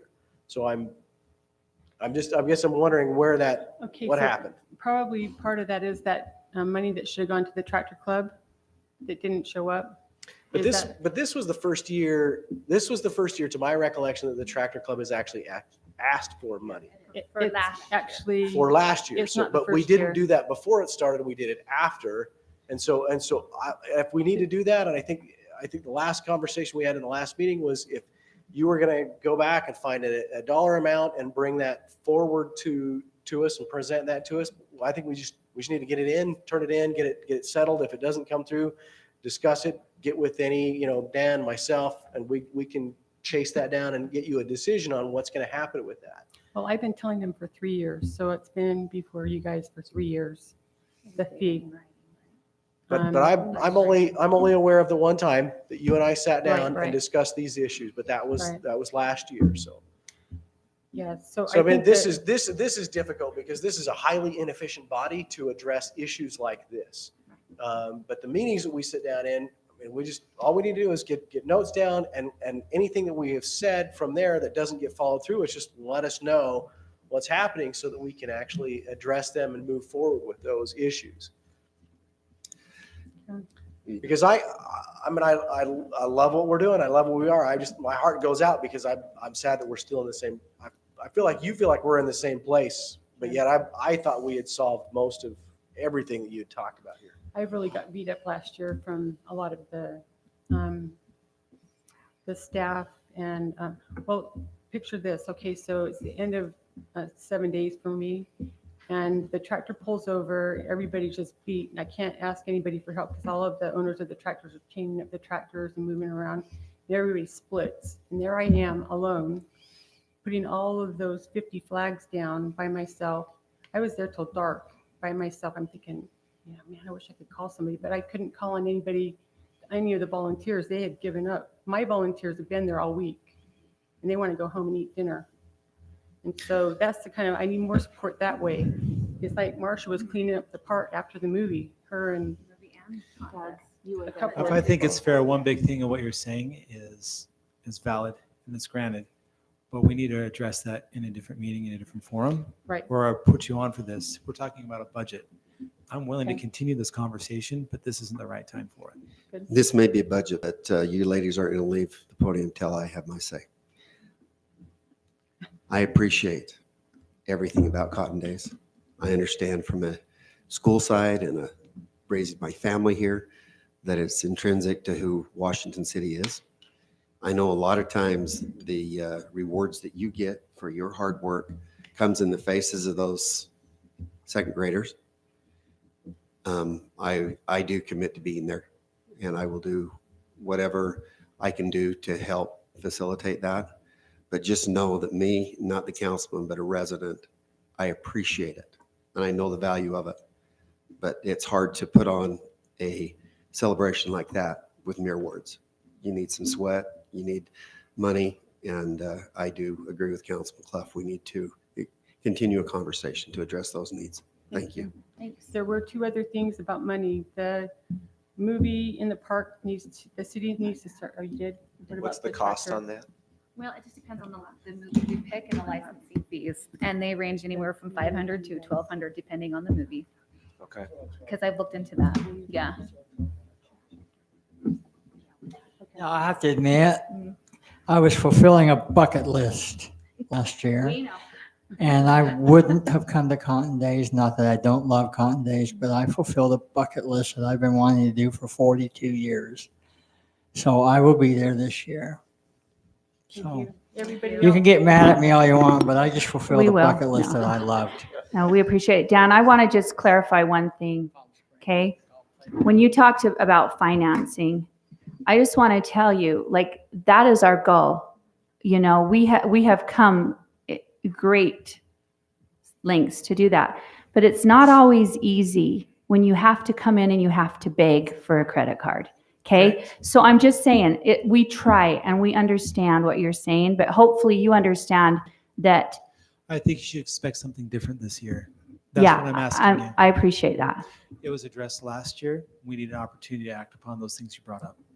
Okay. Thank you. Thank you. So I'm not sure where I'm at here. So So we're in the budget opening. We're probably going to propose maybe adding additional Well, and that's funds. fine. So I just wanted to separate again. So this is the mid-year and it is before Cotton Days, so very appropriate what happened.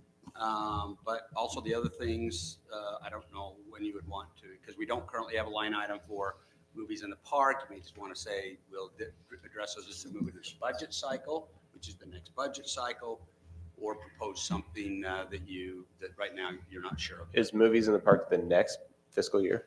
Is that what you're saying, No, what Roger? I'm saying is I don't know on that one what's being asked, and I don't know if you want to make a proposal. You could do it for the remainder of this year. I just wanted to remind the council that we're dealing with the mid-year this year budget. We're not dealing with next year's budget. So you got. So do we have, I mean, my question is where do we find these additional funds? Being new on the council, I just want to make sure that I'm sure we have them in our, Yeah, we have, I mean, I'm sure for what they're asking, we have funds. As you can see from this budget we're proposing here, we're using 123,171 of fund balance. We have fund balance, but since we're already using that, any additional additions to this budget come from fund balance, okay? Yeah. Not worried about it, not worried at all, because again, we're mid-year. Typically what we'll see is those fund balances any draw from fund balances will all be replenished by the end of the year. So I'm not concerned about it, but that's how that would be addressed today. And I would add that anything that we change in, if we vote on this evening or in 2 weeks, whatever that we add in for Cotton Days, that it automatically rolls into the preparation of next year's budget. yeah, So that's great. that would be staff directed. Yeah, we don't have any problem with that at all. One thing with that, Roger, I'm just curious. At the end of each one of these events this year, our intent is to verify the budgets. Truth is, we don't know them. A lot of them have been bound out through people getting money to come in. Cities started to commit. We're starting to verify how we as a city are going to continue these events in perpetuity because we, for hundreds of years, had less than 5,000 people to worry about. Now we're dealing with tens of thousands of people. And the growth in our population and the change in our economy really puts strains on these celebratory events that we have. So I don't know if it's appropriate to say how much we need in this one, but at the end of these events, I would expect to have a proposed budget for the next year to be put into the budget for the upcoming events to come up. So we've had that, and how that's been derived in times past, for example, last year's 15,000, is that typically the committee, along with the council member assigned to the committee, would provide that as part of their input on the budget process. Okay? So that's traditionally how we've done it. But what I've just asked administrative services to do to help you is to prepare, because we can easily identify the budgeted amounts. And I just said, take the last 5 years. Let's see what the trending has been on budgeted amounts for Cotton Days and give it to you guys. Okay. And then and I think we can, where we can identify the revenue brought in over the last 5-year cycle. Let's do that, put that on the same spreadsheet so you can see that as well. So you can see what revenue we've clearly identified as being brought in with Cotton Days and what the budgets have been over the last 5 years. The first one's easier than the second one, but I think we could at least come close to giving you an idea. I would propose that to you, just to provide context. Well, and I appreciate that. Can we add one more item on there? And just, Sure. even if it just becomes a topic of discussion, is just to maybe just that we look at if we need to expand funds to have staff working overtime to support that and see, because it seems like that might be a place where we need. Yeah, and that's one we've never really tied back to the event. Right. So, all the time that the staff does it can result in overtime in some cases. And we've always just absorbed those within the independent department budgets. Might be interesting to see what that quantifies to be. Well, and just give us the topic to say, do we need to increase this? Do we need to, do we need to be aware of this? Because some of the issues that are being brought up with a little bit of coordination with staff, being in the right place at the right time, could help some of that immensely. City Manager Carter, I want to ask this question so that folks at home that are listening might have the same question. Is there any advantage to do the 501c3 for Cotton Days Committee? Does that give them? I don't see from our point of view of having that. Again, I think that what that would more constitute, I think, this is just my thoughts for the quick question. My thoughts would be that would more lend itself if you wanted to see this thing to be kind of more standalone, which I don't really think we want to do, and I'm not sure that's what's being asked here. I think that would result in a whole lot more involvement. So I don't think there's an advantage because from a taxing standpoint, it's still us. So But the only real benefit you would get from that is if you were actually going to look at other entities who needed to see a tax credit for that. Yeah, and it depends on what they're putting into it, because some things, even though it might be a 501c3, they don't still get the advantage of the tax benefit depending on what exactly. When you'd have to put together a committee that functions Yes, as a and quite board. frankly, with the amount of money, let's say, did you think maybe about 7,000 you brought in? Yeah. For 7,000, I probably would not recommend putting that all together that way. I just say we try to address the revenue as being a part of the budget. I think a 501c3 is way not worth dealing with that.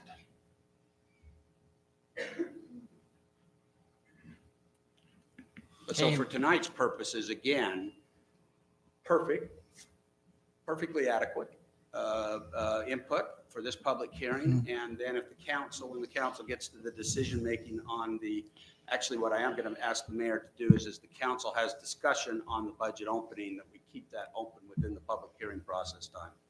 And then when the council makes the decision, they can make whatever decision they would like on that tonight if they want to. And then I'll just tell you that it's fine. We can deal with it. It's just a fund balance issue. Okay. If we could do that, Roger, I would appreciate that. Okay, anybody else? That's the best discussion on the budget I've had in a decade. It was great. Thank you. Any other discussion? And so, Mayor, if I could just recommend that if the council has some things they would like to talk about, let's do it within the budget, the public hearing portion. Right now? And then when you get to the action item, you can just sustain whatever any action you took. Right, I'll entertain that. And that's 2 weeks from. No, it's We're tonight. doing That's that next now. item. So we'll continue the discussion from council. Though we can have a 2-week layover if we want. I mean, there's a lot. Yeah, we could table the conversation. Because if you'll remember 2 weeks ago, we had on our workshop session this proposed budget amendment, but we didn't get these numbers until just before the meeting. So we really didn't have preparation to ask Administrative Services Director a lot of the questions. I mean, we can hammer this tonight, but in fairness, I'm probably not prepared to vote on this. So I kind of feel the same ways. I appreciate bringing up that concept of, I was going to motion the concept of, we do need more time.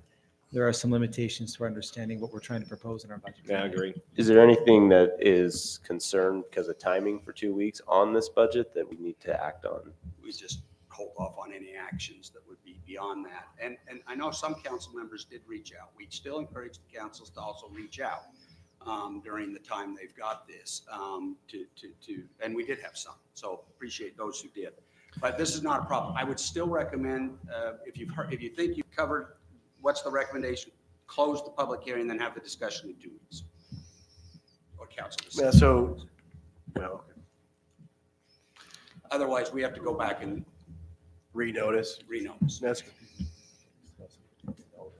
Anybody else want to bring anything up before we close this public hearing? Is there items from the council? Any that are items fresh from the on council, our anything? minds from this assistance that we received here to guide that we want to maybe get hammered out while it's fresh? Well, I think some direction that I would like to give is there are a few new positions that I see the need. I see why they're recommended, but I think I'd just like to hear a little bit more. If we're going to vote on this in 2 weeks, I'd love to have a little more input, for example, on what is the full-time building zoning planner position going to do? I don't know. Was that a discussion that predated me? Councilman Staley, could I just ask a favor? Just on the Cotton Days topic. Yeah. Before we move off on that, Sure, yes. I wonder if, I think I would like to see, the fund balance structured such that they have the funds that they need there. We went from 15, I think the number she threw out was 25. Plus the. Was it 25 plus the 7? Plus 2,400 on the traffic. What are you saying? 2,400 on the tractor pull for last year and this year, plus 500 to 1,200 on the movie. So those are some of the notes that I had made there. So 2,400 would be for last year and this year. The other thing that, in addition to that budget, that I think would be really helpful would be just if there can be a really clear process so that this isn't. They're already working so hard that so when they come to use this, that they can have a seamless process, of course, with receipts and everything, but that would be important. You're talking about as far as turning in receipts and getting. I just don't want to be. The credit card was a big issue last year, and I think it was just. I've talked to a number of people about it. I just really feel like it was just an oversight, just kind of a misunderstanding. There wasn't, but that doesn't mean that we shouldn't have that nailed down this year, which might just be just appointing a staff person there. And do we need 2 council members to support such a heavy load? Well, so in a particular case like that, I looked through that particular issue, and from my understanding of that, I would have been worthless to help you at that point. Other than pulling out my own credit card, which might have been the best. Right, but that's a solution. challenge when you're trying to fund it and do it. But I think just maybe making sure that the volunteers know that there is somebody on staff who is their go-to person from beginning to end. It doesn't necessarily have to be that person for each time, but if there is an issue, this is the person we go to. And I think that person actually did exist. The problem was that the particular volunteer knew their volunteer person who to contact, but not who it's staff to ladder up to when they couldn't get a hold of that person. And it was I think I may be wrong, but wasn't that Marcia one time that our She staff? was a person staff, contacted? yeah. That She was, was and a then staff. she picked up and left. And volunteered. That's probably Weird, the biggest huh? problem right there. Now you're getting Went from paid you're to getting volunteer. more hours and less. Yeah. Don't we have somebody, Tess? Well, so Tess is, but what I don't think, to paint a picture of this, so Rosie works hard. So so Rosie gets all the supplies for field trips, and she goes in and she might come like, it's 4:45. The city office closes at 5 and it's the weekend and I only have Saturday to go shop for all this stuff. So she comes in and of course everybody's gone, right? And we have a lot of phone numbers and I'm not afraid to use them, but when you can't get the right people and the right people don't know who you are, it's just kind of a respect thing. And maybe we need to come and introduce ourselves because we come in and out of here. I don't know. But I think that's what the problem is. And then turning in receipts. I know me, I am the worst at that. We know Carmen Snow's the worst at that. So it's hard to do that. You know what? An auditor will not cut us any slack. Oh, I know that. Okay. And that's why I You said need to we're be aware really of that. trying hard. And we were sitting back there talking about Tess. And I just said to Rosie, why don't you write your list and let Tess go shopping? But if Tess is going shopping for Cotton Days, then she doesn't need to get any crap from anybody at the community center if she's not doing what her job, you know what I mean? I'm not trying to be rude, but I'm just saying things that have happened, okay? I'm just saying it. But I want to add one more thing. Our rodeo. Our rodeo is probably one of the biggest attended things, our little junior rodeo down at the original Posse grounds. That rodeo I've been in charge of for years, and we have volunteers that come, bring their livestock, bring their timers, bring their everything, volunteer. And so in our proposal, a part of that money I want you to know is that I feel it only fair that we compensate them somehow. We've always given them, like out of my own pocket, I have gone and given them a gift card, or we've had money. Sometimes we could give them a gift card or something, but I feel it only fair that we compensate that. We're past to have that credibility of an event that is like people want to be here. They can't miss Cotton Days. It's kind of like the Dixie Roundup. You just can't miss it. We want it to be that type of an event. We want people to want to be here. And I know the county's planning a whole agriculture fest that same weekend. We're going to have these competition things, and we want people to be here. And so I feel like when we make and create those atmospheres that people feel like they belong, they're going to belong. They're going to be here. We can't be standoffish, and we can't be hard to work with and all these things. We just have to come together. We're all on the same team. We're all here together doing this, building a beautiful community, and it's growing like crazy. And so we want these events to be like in our newsletter. We want it to just be recognized. This is our birthday. This is who we are. Well, Sherry, council, we have heard you. I know. You can't help, and right? Staff has heard you. And we'll be watching very closely to see how smooth this goes. And we'll be Right. watching very Thank closely you. as we go through this budget. Thank So, you. Sherry, before you leave, on the numbers, when you said movie in the park, 5 to 1,200, that's per movie, right? That's per movie. So we can't just say $1,200 And if we we- have 5 movies. And we don't know. We have a list. We kind of did a survey out there, and we got a list from the community of what they wanted to see. And what we're going to do now is go back and find out what the charges are. The least amount is $500. The most is $1,200. So it could be, and we're So if trying to we- choose. If we budgeted you like 700 for each movie, then you could use some of them would Yeah. be 5, some of them Yeah. would be 10. And you Yeah. could just So how many? 750 or something like that. I think that's probably what we would want to do at this point in this year, because we don't have the numbers exactly, and it's probably too much extra effort to go get all the numbers for it. We just give you a budget and say, here's what we're looking at for the movies. And if next year it needs to be adjusted, then we take a look at that. And even this year, if it needs to be adjusted, we look to see where else we can maybe move Right. around. Right. And we'll try to be on there's a lot of good movies out there. We can be more conservative. One thing I will just mention, as I think Rosie brought up, that we've had 2 council people work. I think we have, but as I was sitting back there, I was just thinking about, Dan, I think you're our guy. Your youth council. I'm over youth council. So, and youth council is highly involved.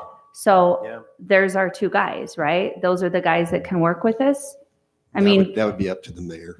Oh, okay. Well, I'm just saying, you are with the youth council, and so that the youth council plays a huge part too. So just a thought. I was just thinking like, well, if Doug said he couldn't do it, and I don't know if, you know what I mean? Instead of going outside of that, you've got your 2 guys. So that was just my observation. Thank you. I'll sit down.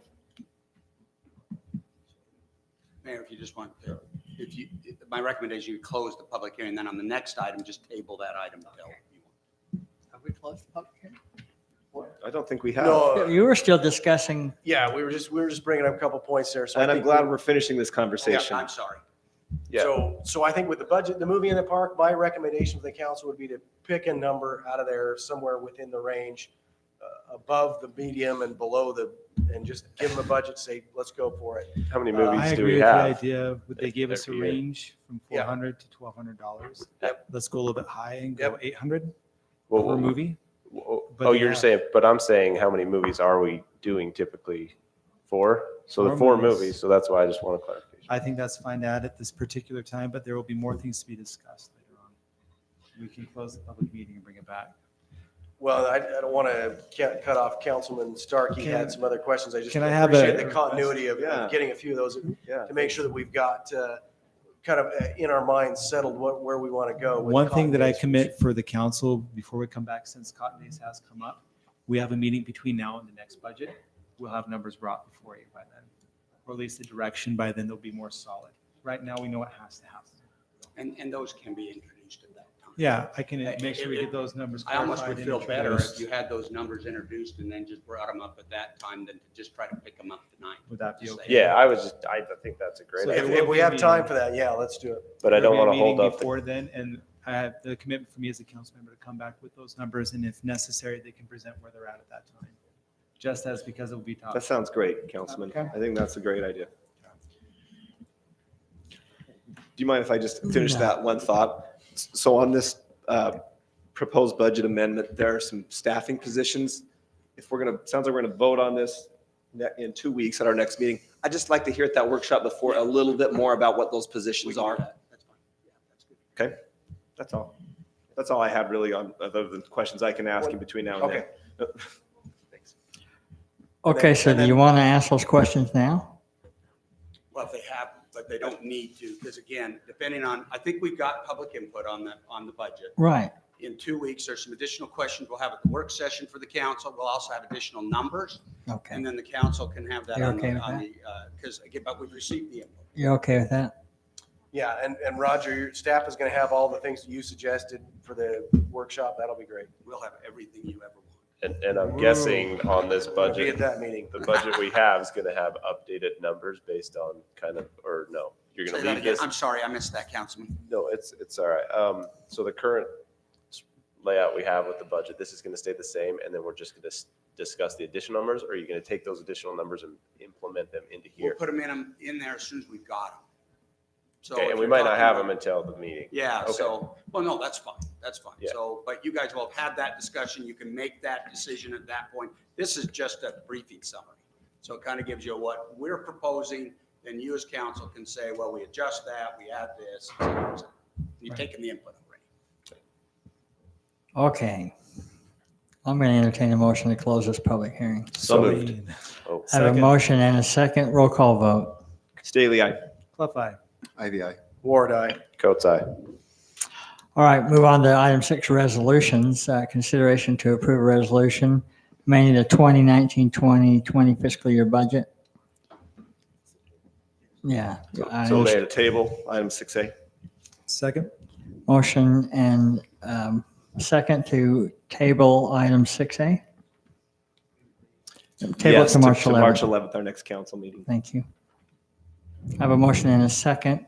Roll call. Coates, aye. Ward, aye. Ivy, aye. Clough, aye. Staley, aye. All right, thank you. Resolution consideration to approve a resolution supporting or protecting pro-life. Applicant Christine Wagner. Is there any additional comments or concerns or questions for either Ms. Wagner or we want to move forward? I just wanted to appreciate, I sent out a couple of recommendations on what I thought would be better wording, so I appreciate, I know Councilman Ivy got with you Yes, we on met that. together. And so I appreciate that. These are things that I think help protect everything. And so I'm super excited the word changes that were presented on this resolution from pro-life to protecting life, because I think protecting life is very important and not get caught up in, I know we're politicians, but the political of the whole country. I just think it's really nice having protect life because we want to protect life. But I personally feel like there's understanding that sometimes things out of our control. So I appreciate everyone working with on how I like how it's been You know, laid out. Councilman Coates, I just want to publicly thank you for your input. I thought you made very insightful comments and forward thinking. I did have a really good conversation with Mrs. Wagner. We were able to incorporate the changes that you thought were important, and I thought they did too. So I don't know that we need any additional comment No, Yeah, there's nothing unless you wanted to say something, Ms. Wagner. Ma'am, did you raised your hand back there? You need to come up.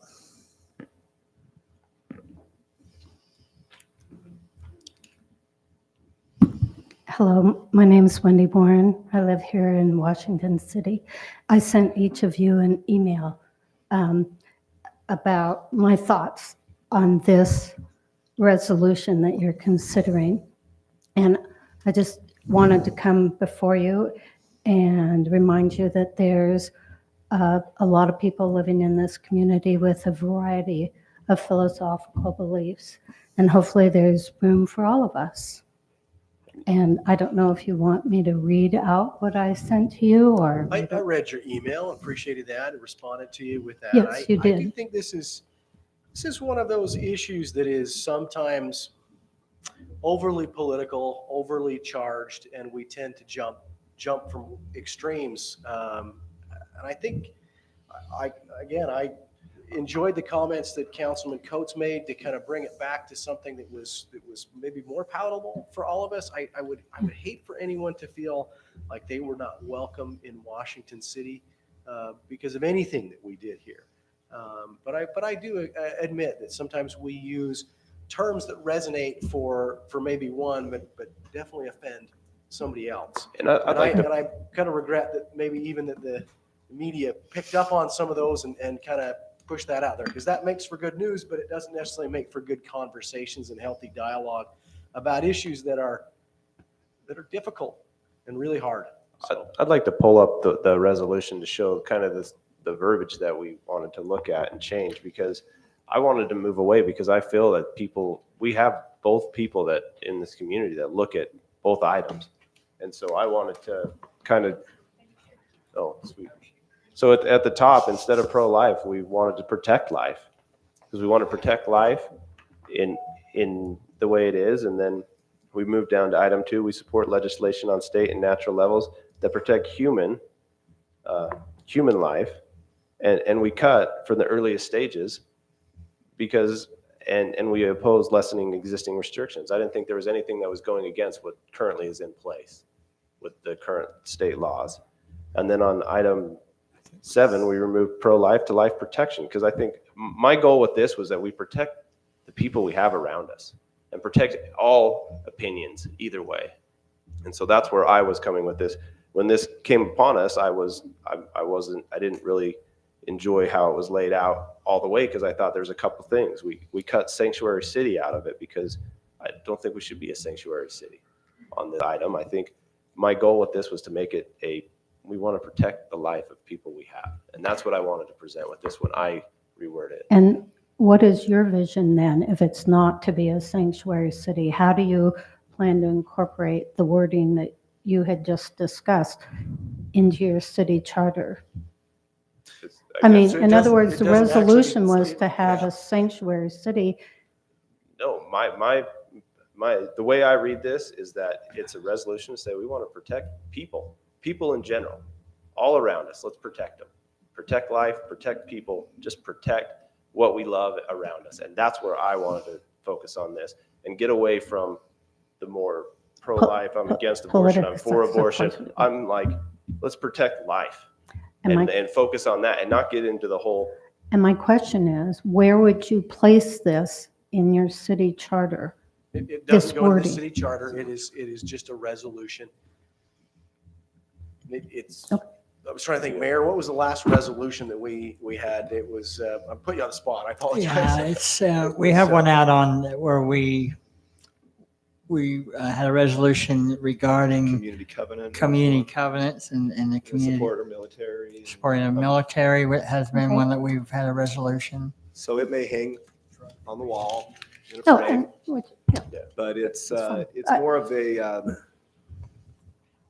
a motto, kind of more of a Mission statement. You could consider it a mission statement. That's maybe the right wording, maybe not quite. And I think one of the goals, it's a resolution. maybe we didn't have a goal for this, but one of the things I've appreciated is just having the conversation, having people of different values and understandings coming together and talking about this in maybe a healthier way.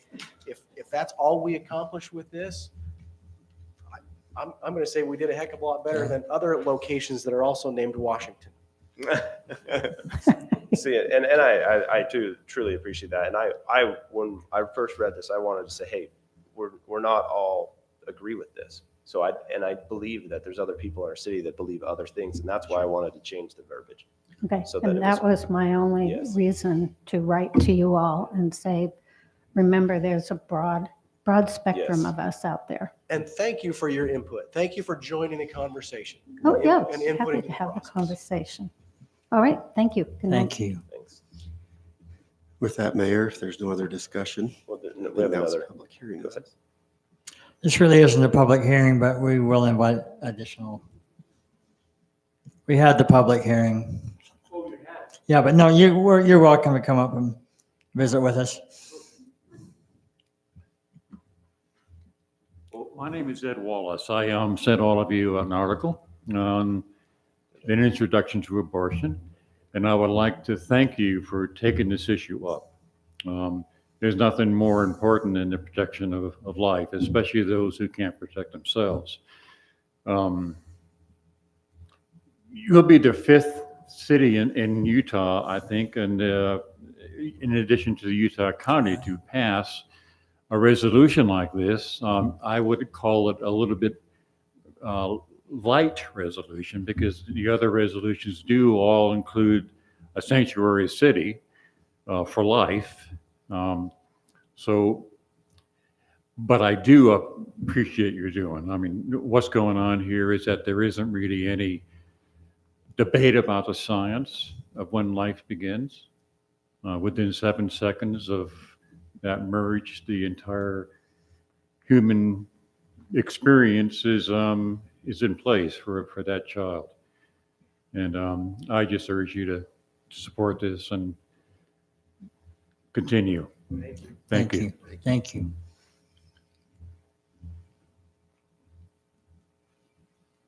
Anybody else? I'm sorry, I didn't know that there was a meeting before this, since being new to the community. My name is Phyllis Fleming. I admire those 3 women that got up here and that were so passionate about keeping the history of this community strong.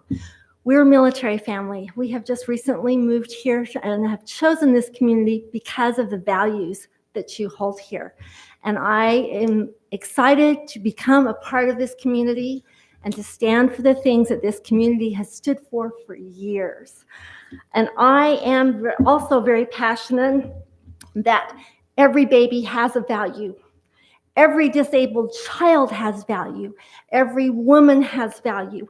And we need to be a city that stands behind that. And I think a sanctuary, the way Lehigh has just become a sanctuary for all of those kinds of people, is a wonderful thing to follow. And I think that we should take it on instead of just what I felt you were all saying up here. We need to just wish-wash it away. I think we need to make a stand. I think we need to make a stand for what's right, what's true, and what's best for all people in this community. And I am willing to be very much a part of this. Thank you for the time. Thank you.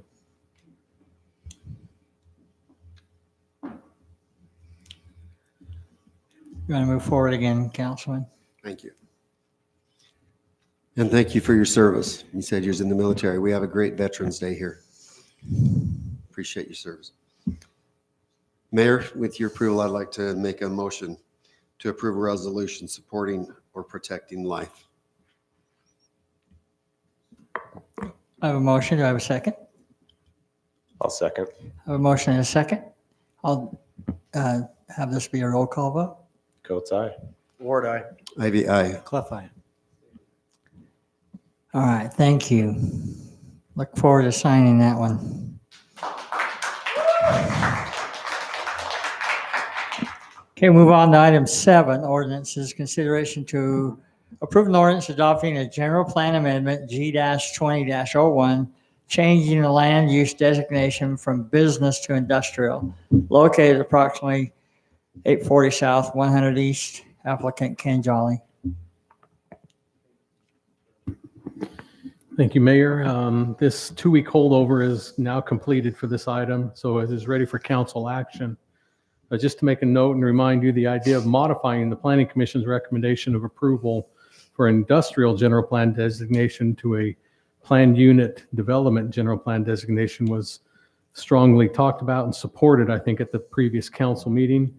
The applicant and the surrounding citizens who attended last time meeting, I think, felt that. So I just leave that with you. Again, the Planning Commission did unanimously recommend approval of G-20-01, but theirs was again for the light industrial from the business. So I don't know if you've had time to think about that and talk about it. You held your public hearing, and I'll be glad to answer any questions you have if you're ready to move. Well, just verifying, the zone that we agreed on in the end was commercial, right? What was the? Well, it's a general plan amendment, and you're going to just turn it PUD. We didn't designate in the general plan. Because we knew it would be. Yeah, because we know it's going to be one or the other. You can say we'd like it to be a PUD leaning toward commercial. I think that's So That's probably can we fine. make that motion to turn it because it came through as an industrial? I mean, do we have that? Attach it- I think it's fair did to we- attach it as commercial PUD because you didn't care if it was one or the other. But I think it's important to have that clarified to the citizens who showed up because that's where direction we're going. And the person who came to develop his property said that would be just fine by him. Yep. And again, they know coming forward, it's going to be, that's what, you know, the council's looking forward to seeing Correct. as a zone change. So I'll make a motion. Sorry, I gotta find it. I'll make a motion. We we modify the general plan amendment from the current business to PUD commercial located at approximately 840 South 100 East for do we have a name for it? Just the Ken Jolly? General plan designation.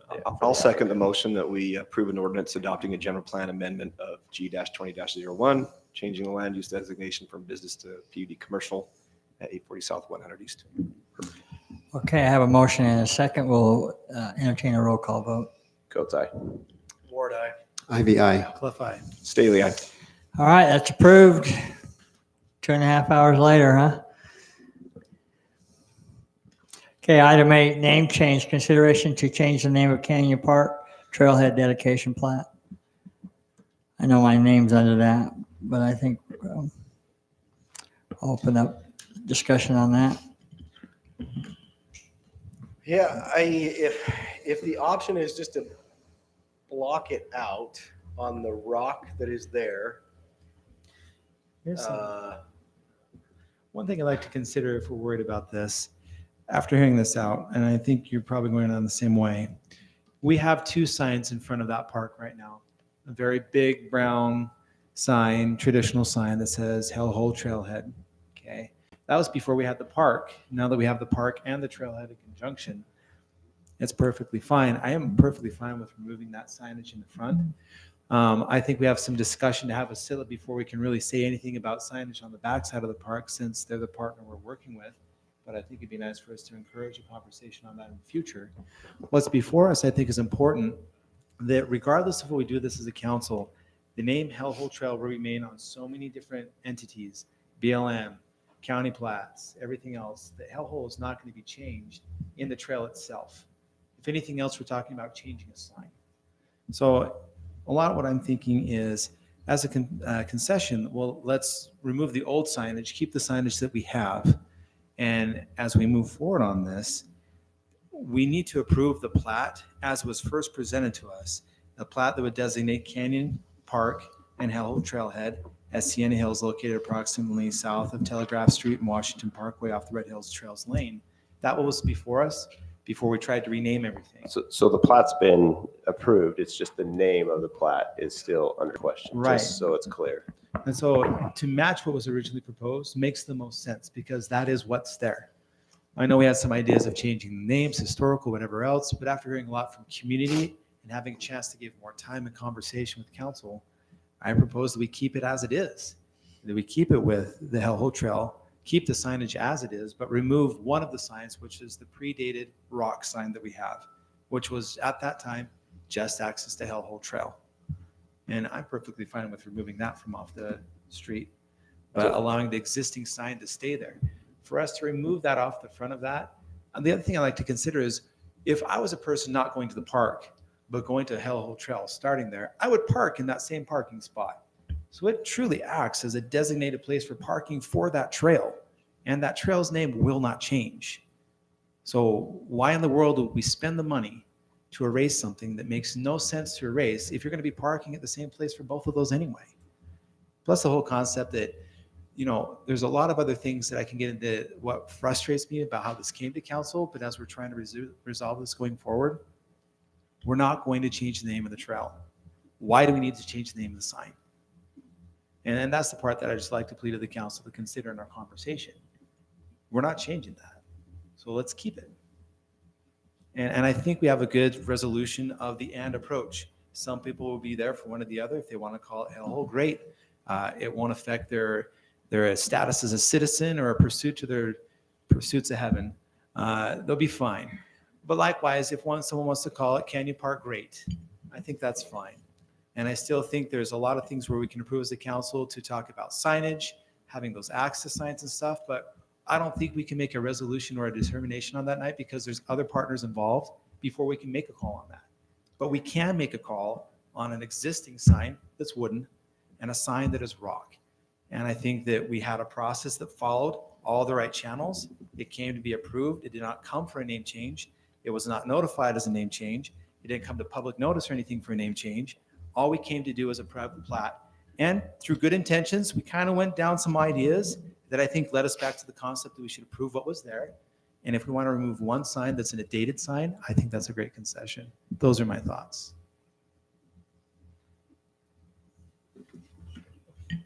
Thank you, Councilman Clough. I've had some really good input from people who view this name on both sides. I think someone who signed, a very grateful citizen, said it better than I could. He said, Councilman Staley, I just wanted to quickly say thank you for addressing the need for a name change at the Hellhole Trailhead. I was so disappointed when Washington City first posted the sign identifying the area as Hellhole. I appreciate that you had the courage to say something. I too hesitate to use the name when talking with my children. There are so many wonderful name options that could give a positive vibe to our city.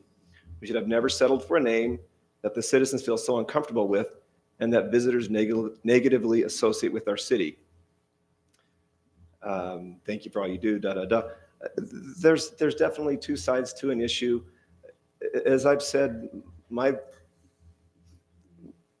involvement in the process, the first time I'd seen it before me was when there was plat dedication. And so I definitely followed what I thought would be best. And I just couldn't reconcile the plat of a dedicated children's park, including Canyon Park and Hellhole Trailhead. I realize there's a dual purpose there,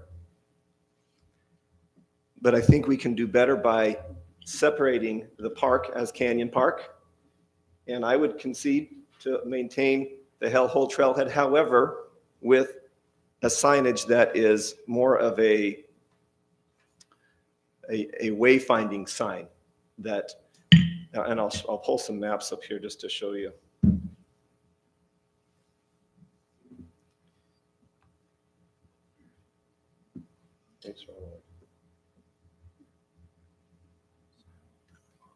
So as you see the Canyon Park at the top, the Hellhole Trailhead, the Hellhole Trail itself is only about 4/10 of a mile.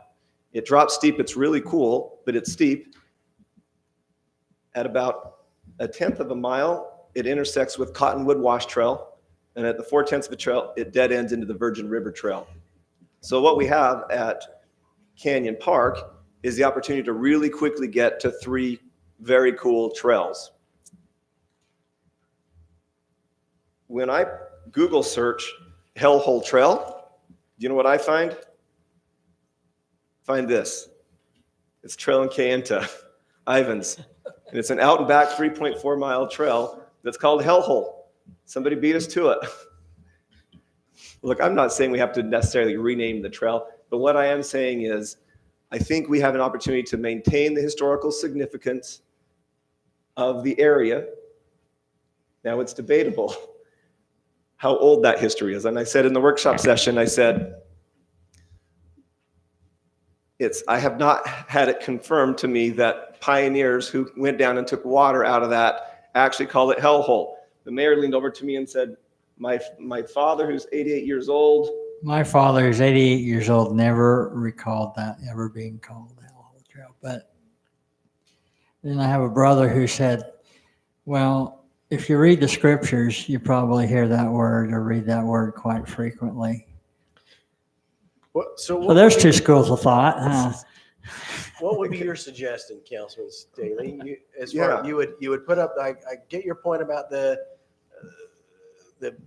trail marker and adding a couple of the other trails there. Yes. What would you like to do? So I'll give you a suggestion, and let me give it some context. I talked earlier about asking those 2 mothers who were there enjoying this park, and they were more concerned about knowing where their older kids had ran off to, how far the trail went, and where it led to. So the proposition for me would be to redo the rock as Canyon Park, the boulder, Yeah. and separately have a wayfinding sign at the start of the Hellhole Trail, named as such, Trailhead, with a designation of Hellhole Trail, Cottonwood Wash Trail, and Virgin River Trail, with distance and destinations from that. I think it makes a lot more sense.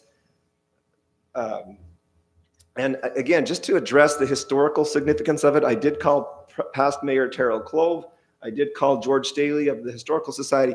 Both of them, their recollection on this dates back to when it was a dump, as Councilman Clough referred to last meeting. They said, we started calling it Hellhole or Hell's Hole because that's where we backed our trucks up and dumped the trash. And that's cool, that's significant, but I don't know that it's significant to the point that we need so much signage. And really, for the children and the families that go there, and for especially those who live around there, I would just prefer to separate the signage to Canyon Park and separate, more modest, more discreet Hellhole Trailhead with details. That would be to answer your question. So here's my problem is I cannot envision currently sandblasting it in the way it was predicted that it wouldn't look silly. So I want to speak on this I kind of agree in the order. If it was a blank slate and it wasn't a big deal, and if it wasn't already completed, then I think it would work. But I look at it as it's a word that I personally have never thought it's a swear word, in my opinion. And that's just my beliefs. It's a word. Yeah. And I went there. My son, he's like, Dad, it says the hell word. And I'm like, yeah, it's a word. And he's like, okay, and walked off. It wasn't a big deal. And that's just coming from my family. And to touch base on the historical aspects, I don't know the recent history is, that's hellhole to me and my group of friends and family. For about the trail about 10 years, the trailhead about 4 or 5. However long that's gone. And it's turning into, it's a history in itself that it might not be pioneer, but it's history for us. And that's new history. And I'm okay. I'm not saying to take away the Hellhole Trail at this point. No, I understand what you're saying. Scale back the signage. I understand where you're coming from. And I think if we can remove the sign out front, the wood one, it's easy to remove. That's a great start. And we need the wayfinding either way, in my opinion. I think it's a great option. I think Barry can look into how we get that, because it helps. Because I think if people knew how close Sullivan was, they would park at Sullivan and run up and use that parking. Yes, and then north to parks that will come in the future. Yes, absolutely. And so I think we can look into that with staff. But where we sit today, I just don't. My opinion is it's not a big enough deal to spend the cost to the public to pay for it twice, because it's just a word and it accomplishes goals and it's not going away anyway. So why change it at this point? Barry, is this going to look right? When you talked to them about, it was you, right, that talked to them about the sandblasting it. Is it going to come off looking right if they remove it? Because what we're talking about is leaving the rock, but re-sandblasting the face. But we're not talking about re-sandblasting the whole face, just the one line. Is that right? He warned me that it wouldn't. He warned me that as you sandblast that line off. What's it going to cost for it to look right if we change it? You'd have to. I don't know if he could do it. Yeah, you'd have to redo the whole And all thing. we're doing is just passing on what Kenworthy said. I got a second opinion on it. I did get another opinion. A friend of mine owns Southern Utah Mobile Blasting, and he said that it would be about $500 to sandblast the whole front, give or take, and then that would be a matter of re-etching. But I would defer to the geologist as to how that rock might look. I trust this council. I'm not going to. I trust the decision that we make collectively. Obviously, my opinion. That So just let me answer that. So to redo, if that was sandblasted off, then what the cost was to put that sandblast on was $2,300 Right. to $2,500. So then you're adding that too. So I'm sure that the sandblasting is not so in that cost, that sandblasting from that line and then redoing it is that cost. So makes sense. I'm in agreement with Councilman Coates about the concept of where this progressed and what this will be in the end. It'd still be there. even with what's been brought back forth, is it's not saying we're getting rid of Hellhole Trail, which I appreciate that concession, because at first was to sunset both, and now we've gone, no way. Yes, yes. We had a great conversation about this, Council. Let me conversate. Absolutely. We're on the record again. So it's that concept of, hey, we're not getting rid of it. So since we're not getting rid of it, it's there. And if it's there, why not identify it? And I think it's appropriate. I think it's a very appealing sign, looking back at the rock. I think it recommends and it says what's there. I would like to make a motion. Well, before you do that, I'm gonna. So when you have your conversation, I would like to make a motion. Yeah. I guess if it wasn't next to a place, a community that I thought was going to have a lot of children, I might not have as much heartburn about it. But it is. I don't want a bunch of kids growing up next to Hellhole. I'll tell you, Park. I went and did the litmus test with my boys. We read it out loud, and they ran the ninja course, and they loved it. No psychological damage, nothing. My kids aren't drooling. They still read their scriptures. They pray. I thought for sure they'd stop and worship the devil right there. I mean, it was, I had to try it on my own kids just to make sure, because everyone else's kids have been talked about. So I brought my 7 out there. My goodness, I couldn't believe it. They didn't die. It was great. We get your point. Okay. So now we've had our sob stories and our happy story. Let's go back to the reality of where we are. It's there. I think we should keep it there. That's my thoughts. So if there's no more conversation, and I'm fine, I'll put up something for you guys. I trust the council as well. To approve the dedication of the plat for Canyon Park and Hellhole Trailhead at Sienna Hills, located approximately south of Telegraph Street and Washington Parkway off the Red Hills Trail Lane, with the amendment to remove the old signage of only identifying Hellhole Trail as the event there. Now there are 2 things I'd like to keep those within them. So I want some clarification. So it's already been approved for the dedication plat. This is just to change the name. Right, so within that, the name. So I just want to make that clear. And following within that dedication plat, let me make this clear. To approve the names as Canyon Park and Hellhole Trailhead to match the dedication plat at Sienna Hills, located approximately south Telegraph Street and Washington Parkway off the Red Hills Trail Lane, with the amendment to remove the old signage that only identified Hellhole Trailhead. So like the wood sign out front. The wood sign out front. Yes, just. Yeah. Second. Before we vote, can I make a few more comments? Yes. We're still having discussion. There is a second. There is a second. After the second is when you should make discussion. Okay. Bear with me for just 1 second. Let's stop hearing this. I just had a few other notes. I just wanted to throw out an alternative here. Take your time.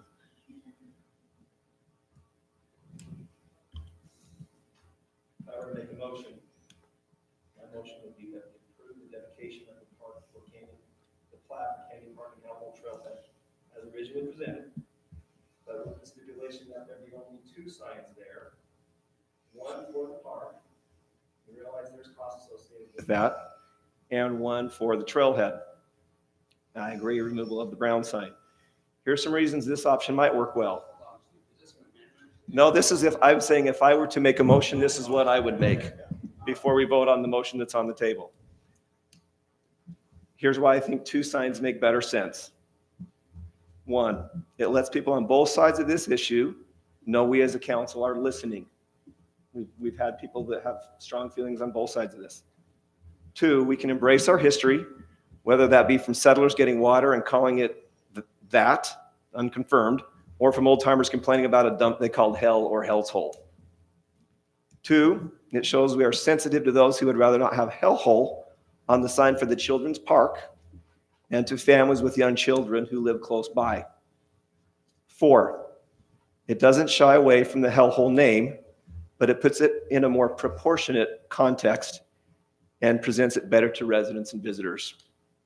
And 5, it really separates and distinguishes both the park and the trailhead and puts the trail into better context to what it is and why it is called that, and also shows where you can go from it, like those 2 young mothers were really concerned with. How far is this trail? What other trails are there? Where do they lead to? In discussion with that, I'm not opposed to creating a wayfinding sign later on but we don't have that ability to do that right now. We have other people involved to discuss that and make that happen. And that's a completely separate thing. I think it's valid. I'm not saying it's not valid, but it's not tonight. That's my concern. Okay, so at the end of the day, We got a motion on the we table. have a motion. Do I have a second? Yes, you I did. second it. I have a motion and a second. We'll make this a roll call vote. Coates, aye. Ward, nay. Ivy, aye. Clough, aye. Staley, nay. Okay, that passes 3-2. Okay. Move on to item 9. Anything to report from assigned committees? Can you start on that end, Mayor? Yes. Thank you. Thanks.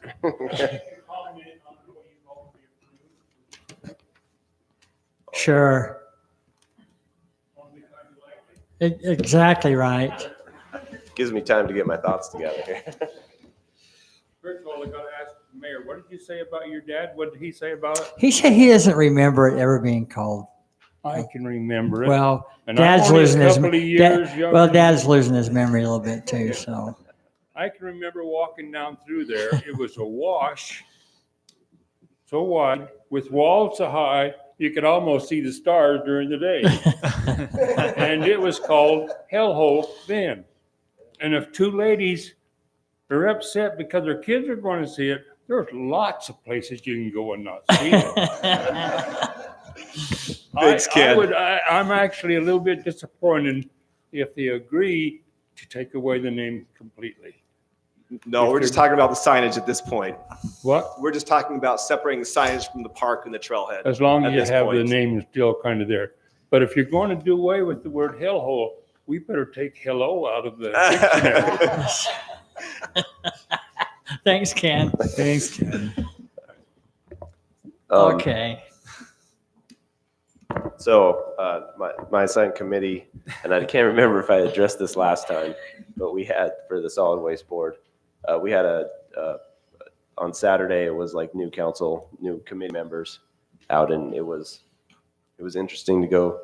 I mean, just tour the landfill and kind of learn the inner workings of the landfill and how that works, and kind of and I think I brought it up last time is that the negotiations are going underway for the current contract. So I look forward to learning more about how they budget and finance, and they're looking at doing subcommittees for that as well. And I asked to be on the budget, which they put me on the budget committee for that, for the solid waste board. So, and that's all I have today. Thank you. So it's the legislative session, the Chamber of Commerce's community action, which they're going to change that name, which will help people to actually know what the heck goes on. Yeah. They're going to change it to their legislative, I forget the verbiage on it, but they were going to pass out a survey, check with some of their members on a couple of issues. One of them was vaping. We get such great input from our legislators, and the chamber has some great individuals kind of watching and participating in that process.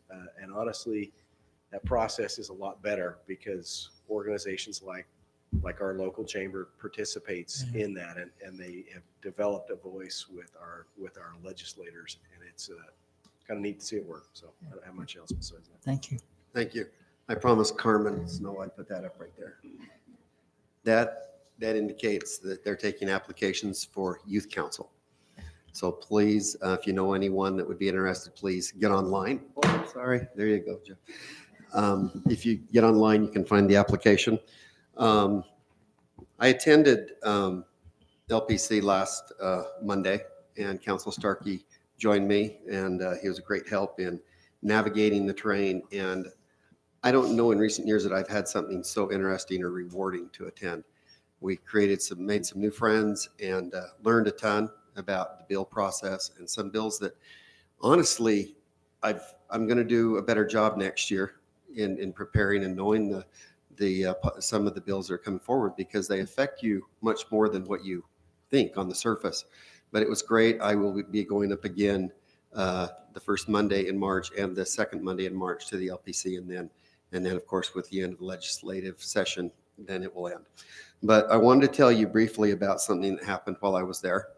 Mayor, I hope this doesn't take too long, but I think it's worth our time. Well, I was standing outside of the Senate hall. I watched these officers walk past me, and there were 5 police officers, and they had a black ribbon over their badge. And as they went past, they looked too intimidating to talk to, but I did speak with the person that was following. He told me that he was the council rep. And you may have heard on the news just recently that there was a canine officer that was killed. Well, they were at the Capitol, and they were being consoled and awarded because of their bravery. And I know it's just a dog, right? You should have seen the officers. It was different for you. Anyway, I'm sorry. Anyway, I was impressed that they were there, that the officers were there, and the council rep from their city had arranged that for them. And I want that same recognition and same type opportunities for our public safety. And so I don't know, council, if this is the right time to suggest it, but if there's, if you're interested in this, I would very much like to offer my services to be the council rep over public safety, just simply because I think that there's inroads that can be made in being there with boots on the ground and already being at the LPC. I want to afford our public safety, our officers, our firefighters, every opportunity that's out there. And if that's something that you're interested in, then Mayor, I would hope that you would consider that. I look back at our fire chief and our police chief back there, and I can't think of a better way to show that we as a council support them than by having a council member, whoever it may be, someone who is taking the time, being dedicated enough to be up at the legislature representing our city. I think it would be very appropriate to have that be a committee assignment to show them that we care about what they do. They're putting their lives on the line, and they have our support, and they have some unique needs that would be, in my opinion, beneficial for them to have some direct representation. I appreciate that, Councilman Staley. I've been honored to be a part of the Hero Day celebration since 2001, and whatever's decided is fine. I just want our public safety people to know that I appreciate what they do. And it kind of struck a chord with me when the officers walked in and realized that is a reality. But anyway, thank you. Councilman, were there any other bills up there that we should be aware of or Yes. be on our radar? Yes, the HB 273, the Property Rights Ombudsman Amendment, that was proven to be of negative impact on elected officials. You could actually be held accountable for some of the wording in that.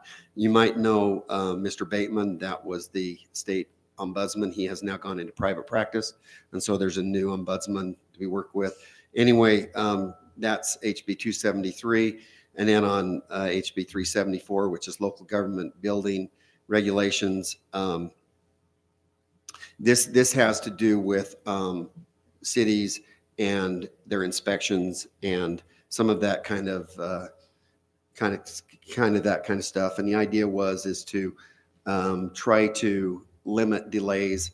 And what I got out of it, just in a very short response, is that they've all came back to the idea that a timed response is probably the best way to facilitate a quick turnaround rather than trying to do a whole lot of other type things. HB 359 was municipal annexation revisions. And those are on like plan approval and inspections? Yes.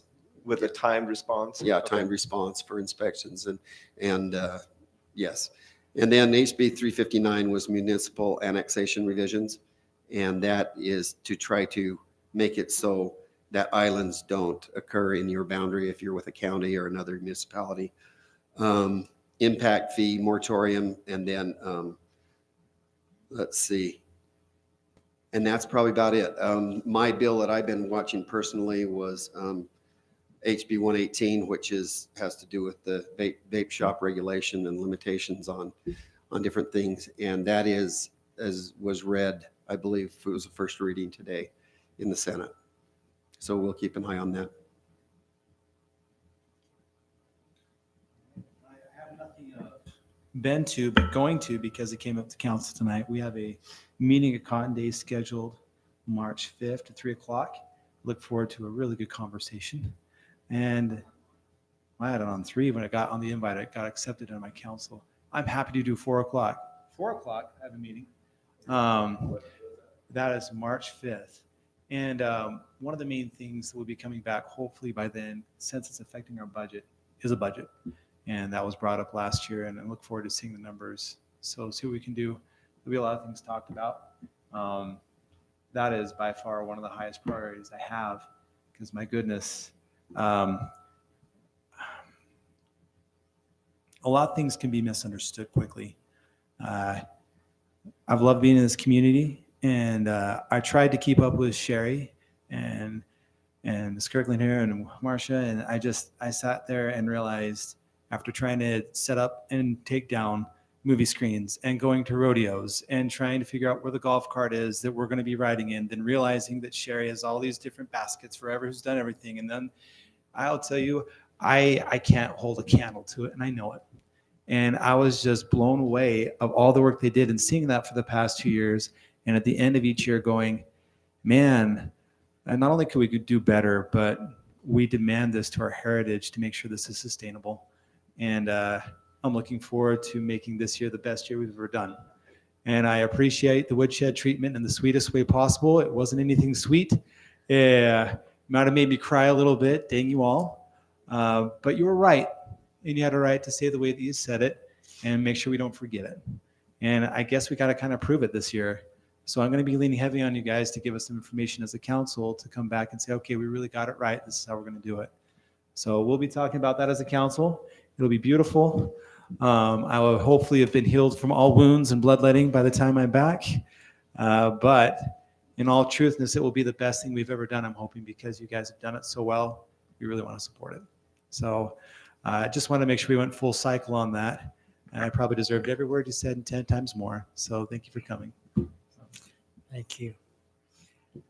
MPO, I was at the state legislature, and I asked Councilman Coates to sit in for me.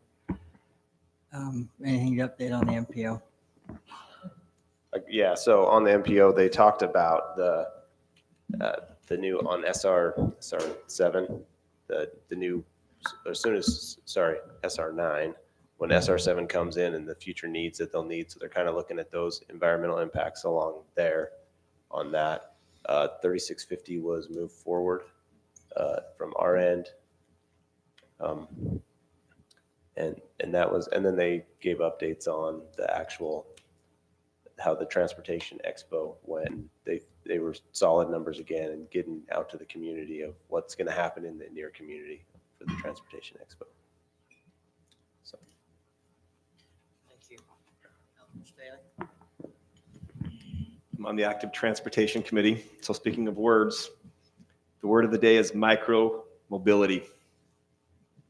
So what that means is e-scooters and e-bikes. Red Rock Bicycle Company, the word that I have, I just made myself some notes here, is 50% of their sales are e-bicycles. And we actually, at our ATC meeting, we had a representative from the city of St. George come and talk about the popularity of the e-scooters. And so I've got a lot of notes on those. We're kind of digesting that information as a committee, and we're trying to decide if and how we might bring that conversation back to the council. But they've had a very good working relationship. It's Zagster, through whom they do their e-bikes, and it's a company called Spin, who works with Zagster, who does the e-scooters. But it's definitely something that we should get out in front of rather than be behind on. And it's a possibility that we could incorporate something ourselves, or potentially even partner with them. We haven't really gotten that far, but it's a discussion that we're starting to have. The other thing, a few other things as far as roads go with our active transportation plan, we recommend bike lanes, right? We recommend bike lanes, but can't really enforce them unless we go back and put a little more teeth into our active transportation plan. However, something that the committee has discussed with the recent completion of Merrill Road, that didn't get initially put on the plans to be bid out and included. So one thought is when there are new roads that are coming, that maybe the ATC, this committee could look at how that plays into or fits into our active transportation, whether it be bike lanes or connections with trails or all the other alternative types of transportation. With Merrill Road, I think the manager might include that in his update, but I'm hearing that it's likely once the punch list is done, our city staff, Public Works will go in and add those lanes. We do have two other roads that could use bike lanes that are under construction. One would be Washington Parkway north of the freeway. The other would be Main Street. Let's see, what else do I have here? We talked about trails, but this is a similar trail. Sunrise Valley connection. So I've had the trail map up. Virgin River Trail, that's the long one that goes from Sullivan and connects out. There's the last segment in Washington City. We're coming up on completion of that. We're working on that. Also, St. George is working to complete the last segment in the city of St. George by the power station. So that would be a really neat thing to start making those connections and some of those longer connection. Bike month is May. More details to come. And I think that's all I have. Plan Commission, you hear the same stuff we hear there when it comes here. And I don't have anything from my other assignments this time. Thank you. City manager report. Thanks, Mayor. Let me just give you an update on a few projects that are going on. Washington Parkway extension up in the Green Spring area. The first phase, dirt moving and storm drain work is completed. They're doing some pipe installation, replacing some of the water line sections up in that area. They've also poured the floor and the walls of the crossing and letting those now cure. This is on Main Street? This is Washington Parkway. Parkway, thank you. And then they'll pour, of course, the top. And then once that's completed, they'll start pushing the dirt and putting in the rest of the utilities along that way in preparation for. It's all to grade right now, well, except the crossing, but it's all to grade on that. They've done a great job up there. On Main Street, they're working on the, of course, gravity irrigation system, culinary and pressurized systems. They've started from about 400 north and moving downward. There are multiple construction points on Main Street for anybody who's been up that direction. And so, as you can see, I think started today or yesterday that Main Street is restricted to local traffic only, and that'll be that way for a while. So just encourage people to avoid that, and the local traffic to just be careful. The trucks that are going back and forth. Again, we're anticipating that the irrigation, at this point, we don't see any reason why the irrigation will not be available once the watering season begins. So we're not anticipating any concern with that. How are those changes being communicated out to the public out there as far as, because the changes in where valves are turned on and well, I think once they get to that, they'll probably be identified to the property owner. I'm sure the property owner is going to search us down pretty quickly as well. But Mike, do you have any? They have been meeting with property owners as they've gone down through. Actually, it should be offering the whole by Friday. Okay. So I think a lot of the valving didn't change locations. There'll be different valving, but still operate at basically the same time. So there'll be some get with people that have that irrigation. yeah, I was talking to somebody the other day, they were commenting about it, and it happened recently enough that I didn't have a chance to follow up on it, but they just reminded me how complex some of that is. I mean, one guy who was there was talking about, he uses 5 different valves to get his big, because he's getting it from both sides of the block and pulling it in. And I thought, oh boy, there's some complexity to that I had forgotten that exists. So, but if the valves aren't really changing locations, that should be. Washington Dam, we're working on the design specs and those issues on to prepare for the work on Washington Dam Road. We've mentioned this both to the Coral Canyon HOA, and just a reminder, we do have the equipment for the light on Telegraph and Washington Parkway. Now we'll just be bidding out the construction project of getting that installed, so hopefully that'll be underway in the month of March. Staley Substation, we've got the transmission and all the steel set. The footings on the block wall are put in, and we'll start the block wall structure next week. Transformer has been tested in Virginia and should arrive. The transformer and regulators have been tested and should be arriving here in 2 to 3 weeks. And the control building for that facility is being framed right now. Warm Springs Park, the rock walls are being constructed. You see they cut all that in. Green Springs Park served its primary purpose during the last rainstorm. Just creates a headache when we're in construction on it. And that is it's a debris basin. So, that hit there and did what it was supposed to do, but, and it'll continue to function like that. Once we get it complete, it'll just be grass, not rock. So, but we're just mid-construction, so that's kind of threw the contractor off a little bit.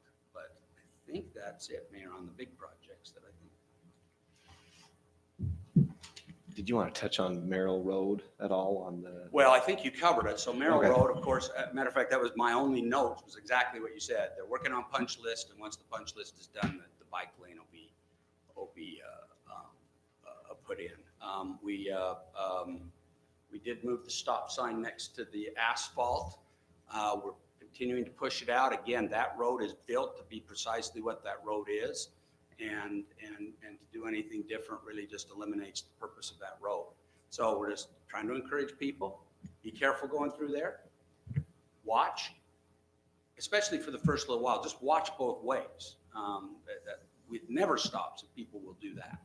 And so I think we'll get through that. We kind of had the same issue with 3650 in Washington Field when we flipped that around as well. And again, for the purpose that Washington Fields is intended for through traffic. So the stop sign northbound 20 East intersecting Merrill has moved To the asphalt. to the asphalt. I think that's a good move. I'm glad you did that. I'm glad to hear that. All right, thank you. There is a need to go to a closed session to discuss the character or professional competence of an individual. I would ask that it's the mayor and the council attend that at this time. So I'll entertain a motion to adjourn. So moved. What? Vote needs to be taken. Oh, to excuse go me. to that meeting. All right, I do need a vote for that. I'll move that do I make do you need a motion, Mayor? Yeah, I do. I'll motion that we go to closed session to discuss the character or professional competence of individuals. Roll call. No, I'm just all in favor. Aye. Motion to adjourn, all in favor? Aye. That's what I'm challenging. I know unanimous, right, Mayor? What's that?